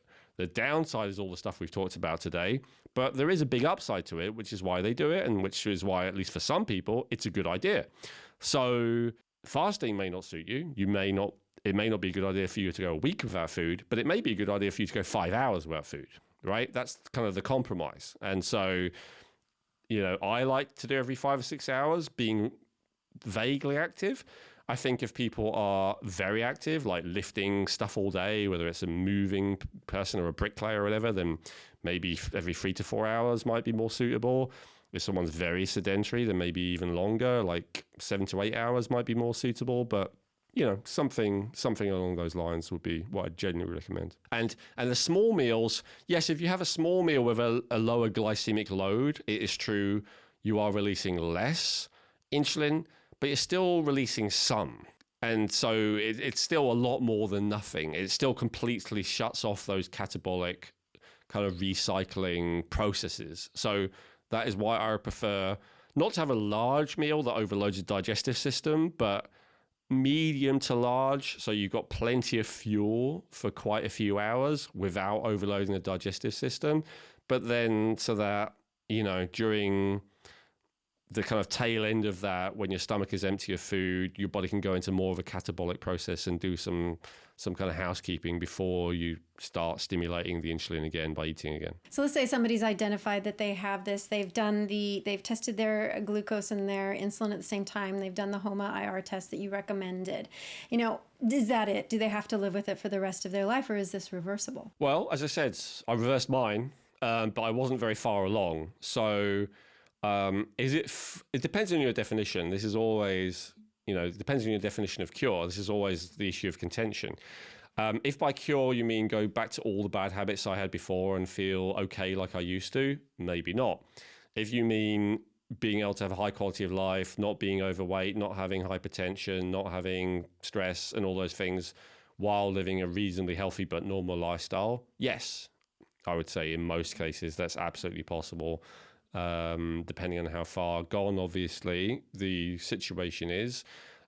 Generally, the more medical interventions you've had, the harder it is to recover. Not that those, they can be life-saving, but I'm just saying, unfortunately, if it's got far enough that you've had a lot of medical interventions, that doesn't make it harder and harder to fully resolve the issue. But it's at least possible to massively improve it by doing what I would recommend. Let me ask you this, because there's one question you get asked. Well, how long is it going to take? How long is a piece of string? It can be. Look, how long does it take to reduce insulin resistance if you have it moderately? Not long. I would say if you really follow all the advice that we'll do at the end here, it could be a few days. Now, if you're very far along, if you weigh 400 pounds, if your Homa IR score is like 5 instead of below 1, obviously it's going to take longer. It will at least, you don't have to lose all the excess fat, but you've got to lose quite a lot of it, because the problem is the more fat you have in your body, the more insulin resistance you have. This is, again, something that both camps are going to agree on, even if they agree for different reasons. So it'll take at least as long as it'll take to redress that balance between muscle and fat. And so if the balance between muscle and fat in your body is already fairly good, as you said, there are many people with insulin resistance where it is not bad at all, then it could be pretty quick. If there's a big imbalance between fat and muscle in your body, then it's going to take longer until that gets more into balance. So then I guess as well, it's like identifying the right kind of program for yourself about making sure that you are putting on that muscle instead of diminishing your muscle. And that is why I'd recommend eating, as I said, in the same way that someone who's hypoglycemic is, even if you're not, because the whole point of that is to stop your blood sugar dropping low. Because as we talked about, unfortunately, when your blood sugar drops low, the first thing that your body tends to break down for fuel is not fat. It's actually muscle. And this is why people who diet and all the rest of it, or who fast, it's the muscle mass that they lose, not the fat. And so the best way actually to lose the fat is to increase the muscle. Now, I'm not saying necessarily you need to be doing strength training and resistance training and stuff like that. It depends what situation you're in. Again, if you're 400 pounds, you almost certainly shouldn't be doing that because of the risk of injury. Probably just walking would be a starting point, but walking's great. Walking's a really good form of exercise. A lot of people go from not moving to like punishing themselves at the gym and then they give up after 2 weeks.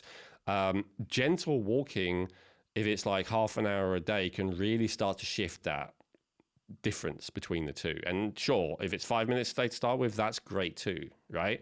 And I would not consider actually more intensive exercise until you can walk for at least half an hour feeling fine, right? Not out of breath, not anything. Then could resistance training be good? Starting gently? Absolutely. Could cardiovascular training be useful? Absolutely. Could something that's a bit of a hybrid, like high intensity interval training? Absolutely. But you need to be careful with all those not to push it too hard. First of all, because if you become too depleted of your stores of glucose, then your body will go right back into the stress mode, which will screw it up. And second of all, if you just push yourself really hard, irrespective of sugar, your body will go into stress mode, which will set you back again. So this is why I'm talking about gently increasing it, not going overboard, starting with gentle walking, and so you can easily walk quickly for half an hour, and only at that stage doing anything more intense.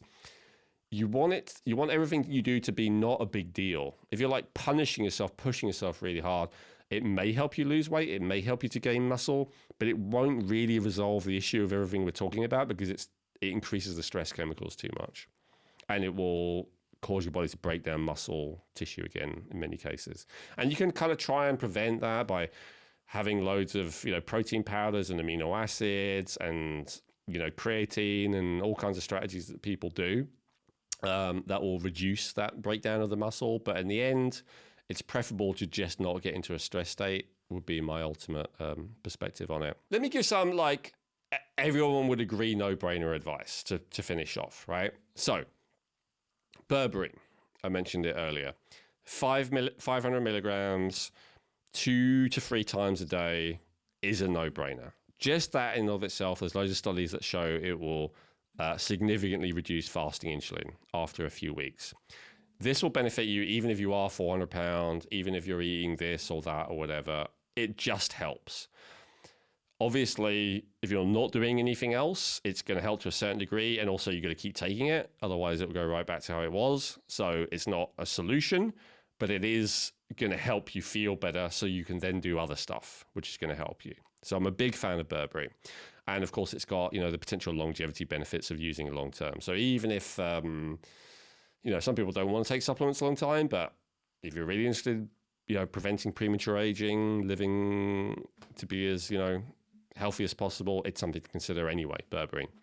Inositol is really good as well. I talked about that before. For that one, 1,200, between 1,000, 2,000 milligrams, something like that. That's a good amount to have. I don't think that matters if you have it with food or not. That can work either way. Some people find it a little bit relaxing, but the effect is pretty mild. So you might want to have it nearer the end of the day than the beginning. So other than that, reducing omega-6s. We've talked about that. Everyone agrees with that. It's something that's so easy to not do because they just put in everything, all the processed food, any food that you eat in a restaurant, any food that you eat out of a packet pretty much is going to have it. At a restaurant, you can kind of ask them to only cook with butter or coconut oil or something like that. But, a lot of them are not going to be cooperative, unfortunately, or look at you like, oh, God. I think you just made a really good point there, though, Elwin, is that you may be thinking you're doing really well, but you're going to go out to the restaurant, you're going to eat. You got to check what kind of oils they're using to cook with, correct? Because otherwise you may think, oh, I'm really limiting or not having any omega-6, but it could be totally the opposite by ordering out or going to restaurants. 100%.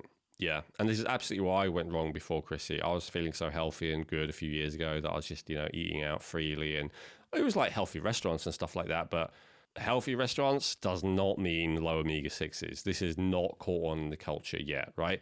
Low gluten is quite easy to achieve these days. Low sugar is easy-ish to achieve these days. Low omega-6s is very, very difficult. This is not caught on yet in the popular culture. And yet it's actually by far the most important thing of all. From my perspective, as I say, from these people who are teaching insulin resistance perspective, it's way worse for you than almost anything. As I said, obviously, some people would say sugar is terrible for you, but some people are curing themselves while eating loads of sugar. I haven't heard of anyone who's curing themselves eating loads of seed oils. It's just not the way it works. It's not possible. And again, people 100 years ago, think about your grandparents or great-grandparents. Were they eating sugar? Loads, right? My parents would all the time, my grandparents rather. But omega-6s just didn't exist. And, definitely the 40s, and they weren't really popular until the 80s. And the 80s is where the chronic diseases and obesity started skyrocketing. I'm not saying it's the only factor, but it's a major factor. And it's one that we're just not thinking of. So what's the best alternative? Probably coconut oil, because not everyone does very well with normal saturated fat either, like butter and lard and tallow and stuff like that. Again, we do a genetic report on that. Some people, they don't process saturated fat very well. Coconut oil has a fairly unique type of fat called MCTs, which your body processes differently, and it can much more easily turn into instant energy. So coconut oil really is the best, or MCT oil, for energy in most cases. I am not a big fan of having it on its own because it can cause gastrointestinal problems. But if you just use it instead of normal cooking oils, it's infinitely preferable in the vast majority of cases. So those are no-brainer things. The last one may be difficult, the removing the omega-6s, but those are no-brainer things that pretty much everyone who knows about this stuff agrees on. So that's easy. Now, beyond that, pick your strategy. If eating no carb or extremely low carb works for you, If intermittent fasting works for you, then great, do that. If intense exercising works for you, then great, do that. But if you find you have a lot of resistance to exercise, if you feel exhausted afterwards, if you're more likely to get ill, all these kind of side effects that have been proven to happen with excess exercise, then just consider the fact that what's excessive for you may not be what your personal trainer thinks is excessive, right? Or whoever you're listening to, right? Your coach and your Peloton or whatever. Like, they're like, go, go, go.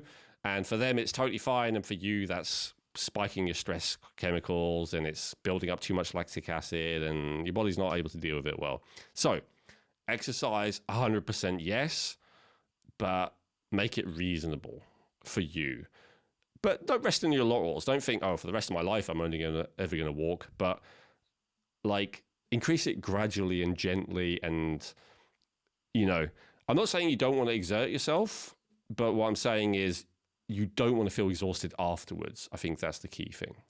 If afterwards you feel, no big deal, I feel good, I can carry on doing whatever I normally do, that's the right level of exercise. If afterwards you feel, oh my God, I just want to collapse, that was probably too much, at least from this point of view, right? Now, all the hormones I talked about, I won't go into detail about this because I talked about it, but test for cortisol, test for estrogen. Those are simple blood tests you can do.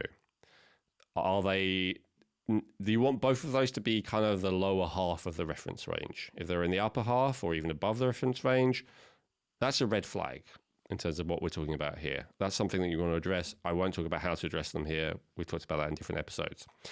Inflammation. There's the high sensitivity CRP, C-reactive protein. That's a standard blood test, cheap, easy to get. You can have systemic inflammation and still have a very low score for that. But if you actually have an elevated score for that, you definitely have systemic inflammation. And that's something to consider and think about. How can I reduce it? I've done 2 episodes on that, on chronic pain and inflammation. There's lots of strategies suggested there. Serotonin, we did a whole episode on that. Not easy to test for in terms of blood tests, but kind of easy to test for in terms of how you feel. So you can consider that one. Growth hormone, that's kind of a bit of a niche one, but if you've been doing loads of growth hormone, that could be the problem. Consider cutting it out. Hypoxia, if you often feel short of breath, if you notice that you are breathing a lot, even when you are at rest.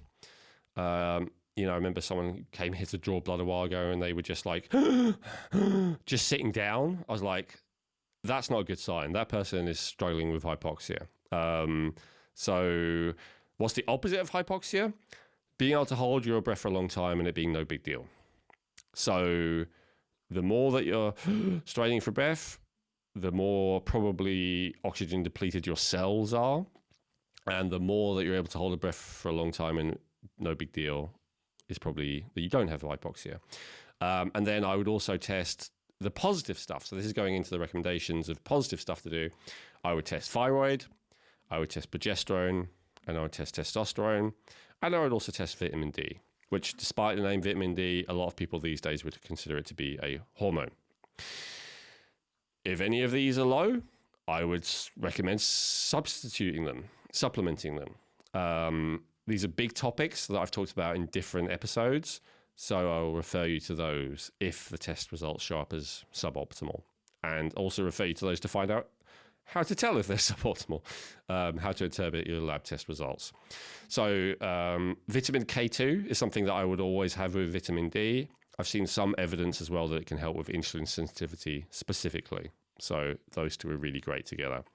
Vitamin B1 is probably the number one vitamin for glucose utilization, for blood sugar regulation, for energy production from glucose.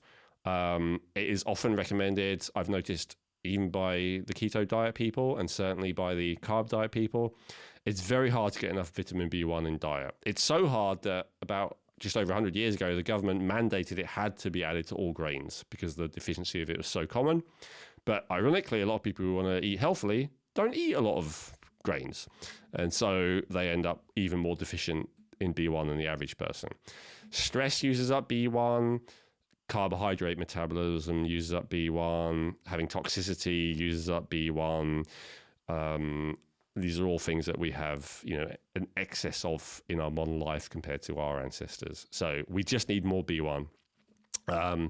Possibly the best form of it is benfotiamine, which is like a fat-soluble version of B1. B1 is usually water-soluble. Benfotiamine is the number one supplement that, other than metformin and berberine, that I'd recommend to anyone with diabetes. It's usually used to reduce the symptoms of neuropathy, but it also just helps the health of the nervous system in general. It helps with glucose metabolism in general. I would absolutely recommend it to anyone who has any blood sugar issues, including insulin resistance, like extra. It's very hard to get enough from food. There's a lot of foods where if you just have something, you get loads of it. Like, if you want loads of zinc, it's not easy to get, but if you have oysters, there's loads of it, or whatever. If you want K2, most foods don't have it, but if you have like cheese, it has a lot of it. There's really no food that's really high in B1 that you can just load up on like you can really top up your B1 by having that food. So it's one of the things that I'd recommend to supplement. Obviously, vitamin D you can get from sun, K2 you can get from, as I said, fermented food, but B1's really hard to get. B3, especially in the form of niacinamide, is very beneficial as well. It actually helps to reduce the level of free fatty acids in your blood, the thing that we talked about earlier. So it can help with insulin resistance by actually addressing the root cause. B3 in general, niacin, is also an essential part, again, of that energy metabolism, turning glucose into energy. And so if you struggle with that, then supporting that with B3 can be really great. Magnesium is useful for pretty much everything. Recommend it for pretty much everything. It's involved in, I used to be a 300. Recently I've seen 1,000 different processes in the body. It just seems to be growing the more they're discovering what magnesium can do. Zinc, similarly, does a huge amount of different processes in the body, but glucose metabolism is one of them. So I'd recommend zinc. Salt. Salt is often something that will help to balance blood sugar. If people feel like low blood sugar, if they feel shaky, often salt will just resolve that. It has a lot of different mechanisms of action. Obviously, if you have hypertension, you want to be careful with salt, but you actually don't want to assume that salt is going to be bad for it. I've seen studies where people with hypertension increase their salt and their hypertension actually goes down.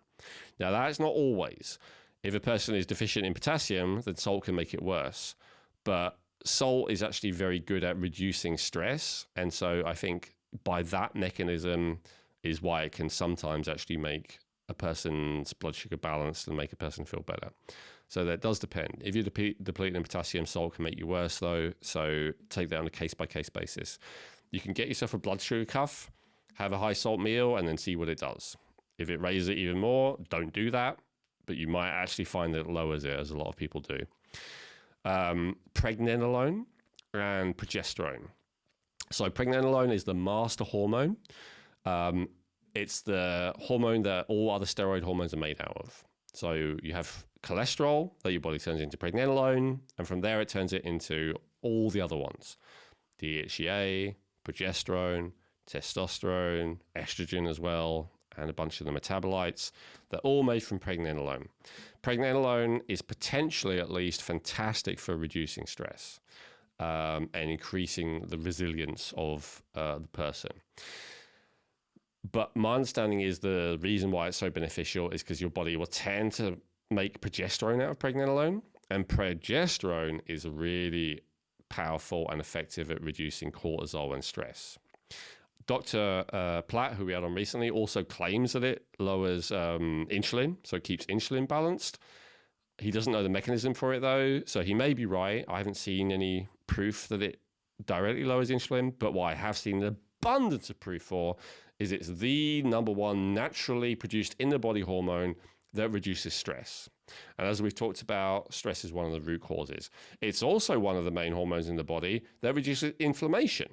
And as we talked about, inflammation is one of the other root causes. So it also improves thyroid function. Progesterone is a bit of a miracle hormone that helps with everything. So if you're open to taking progesterone supplementation, then like Dr. Platt talks about transdermally, then that's something that you can do. It's available just over the counter in many countries, not in mine, but like in the US, for instance. If you're wary of that, then you can take pregnenolone, which is for sale as a supplement, just a capsule you can take from a lot of places.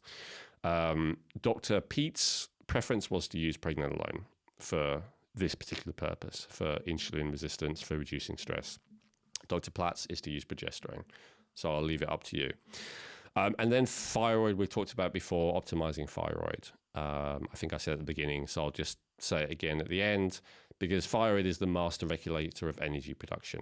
If your thyroid is low, your stress chemicals will be high. There is no other choice.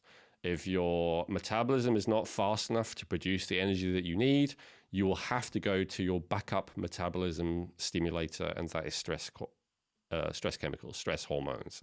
So it could absolutely be a root cause issue. If you have hypothyroidism, even if it's not clinical, but if it's suboptimal levels of thyroid hormone, that can mean your stress is too high, and all the stuff we just talked about can happen. Really, really, really full of so much valuable information. So, the other thing is what I've really heard today as well is making sure that your hormones are where they're supposed to be, because if that's out of whack, then whatever you're doing for insulin resistance, it's either not going to work or it's going to be very hard to get on track with that. And then also too, within all of this, then once you maybe, you've looked at that, then it's picking your strategy, like you said. And those no-brainers, Elwin, that's a great, great list. I was going to ask before we close here, do you have any other final thoughts for somebody that is, looking at all of this? They've listened to this and like, oh my goodness, this is me. Is there anything else that you would say or suggest to them? So yeah, I would say I want to reiterate what you said, which is look at those root issues, the hormones, the vitamins and stuff like that, the minerals, before you try changing how you eat. Whatever's working for you now, stick with that. Then the next thing I change is not what you eat, but when you eat, based on what we talked about. So start eating within an hour of getting up. Start eating regularly, right? Even if it's every 8 hours, if you prefer that. If it's every 4 hours, if you prefer that. But something like that. Start eating regularly. And then when you feel a lot better, and if you do everything I just said, you probably will feel a lot better pretty quickly, then you can consider if you want to change the diet. If you want to, maybe you'll probably do better being keto if that's your ultimate goal. You'll do better being high carb. You'll do better doing whatever you want to do when you have that metabolic strength back by following that advice about the hormones and about the vitamins and about the minerals. If that sounds self-serving, like, oh, well, and you're just trying to sell me something, I want to just fix it with diet, then out of everything I just listed, I think the only thing we sell is vitamin D and K2 and magnesium. So 2 products. Everything else I've said, and they're not the main things I'm recommending. So everything else I said is stuff that we don't sell. So I'm not recommending it because we sell it. I'm recommending it because it works. Because I've seen so many people who try and put it all on diet. They keep yo-yoing between different diets and never get better. So that's what this episode is dedicated to, really helping people who are in that position, who are sick of trying different diets and it not getting better, and they want to resolve the root issue. You also sell berberine, correct? Oh, you're right. It wasn't my last list, but yeah. We don't sell inositol, but we do sell berberine. Okay, so there's 3 things on my list of 20-ish things. 15 things, whatever it was. So it's up to you. But yeah, that's not why I'm recommending it. I'm recommending it because it works. I wish we sold more of those things. Maybe, if you're watching this years later, we'll sell more of them. But for now, and some of them will never sell, like hormones, which are probably the things that will make the most difference anyway. So yeah, it's up to you if you want to, believe me or be cynical about it, which I do understand, skeptical about it in this day and age. But resolving the hormones, resolving the stress chemicals, resolving any underlying deficiencies, that's where I would start, not diet. Absolutely fantastic, Elwin. Thank you. This is, as I said just a minute ago, this has been very, very informative and very, very helpful, I know, for myself, and also I'm certain for our listeners that have joined us today. And for those of you that have, thank you so much for your time. And please remember to leave your comments below. Ask us some questions. If you've got something that we haven't answered, please do let us know and we'll get back to you. And also, please hit the like and subscribe button so you don't miss an episode. And we will see you next time. Hey, I hope you enjoyed that video. You may have noticed I recommended a few different videos in that episode, and one of the ones I recommend is just here, if you want to click there, or another one I recommend is just below, if you want to click on that one and watch that next.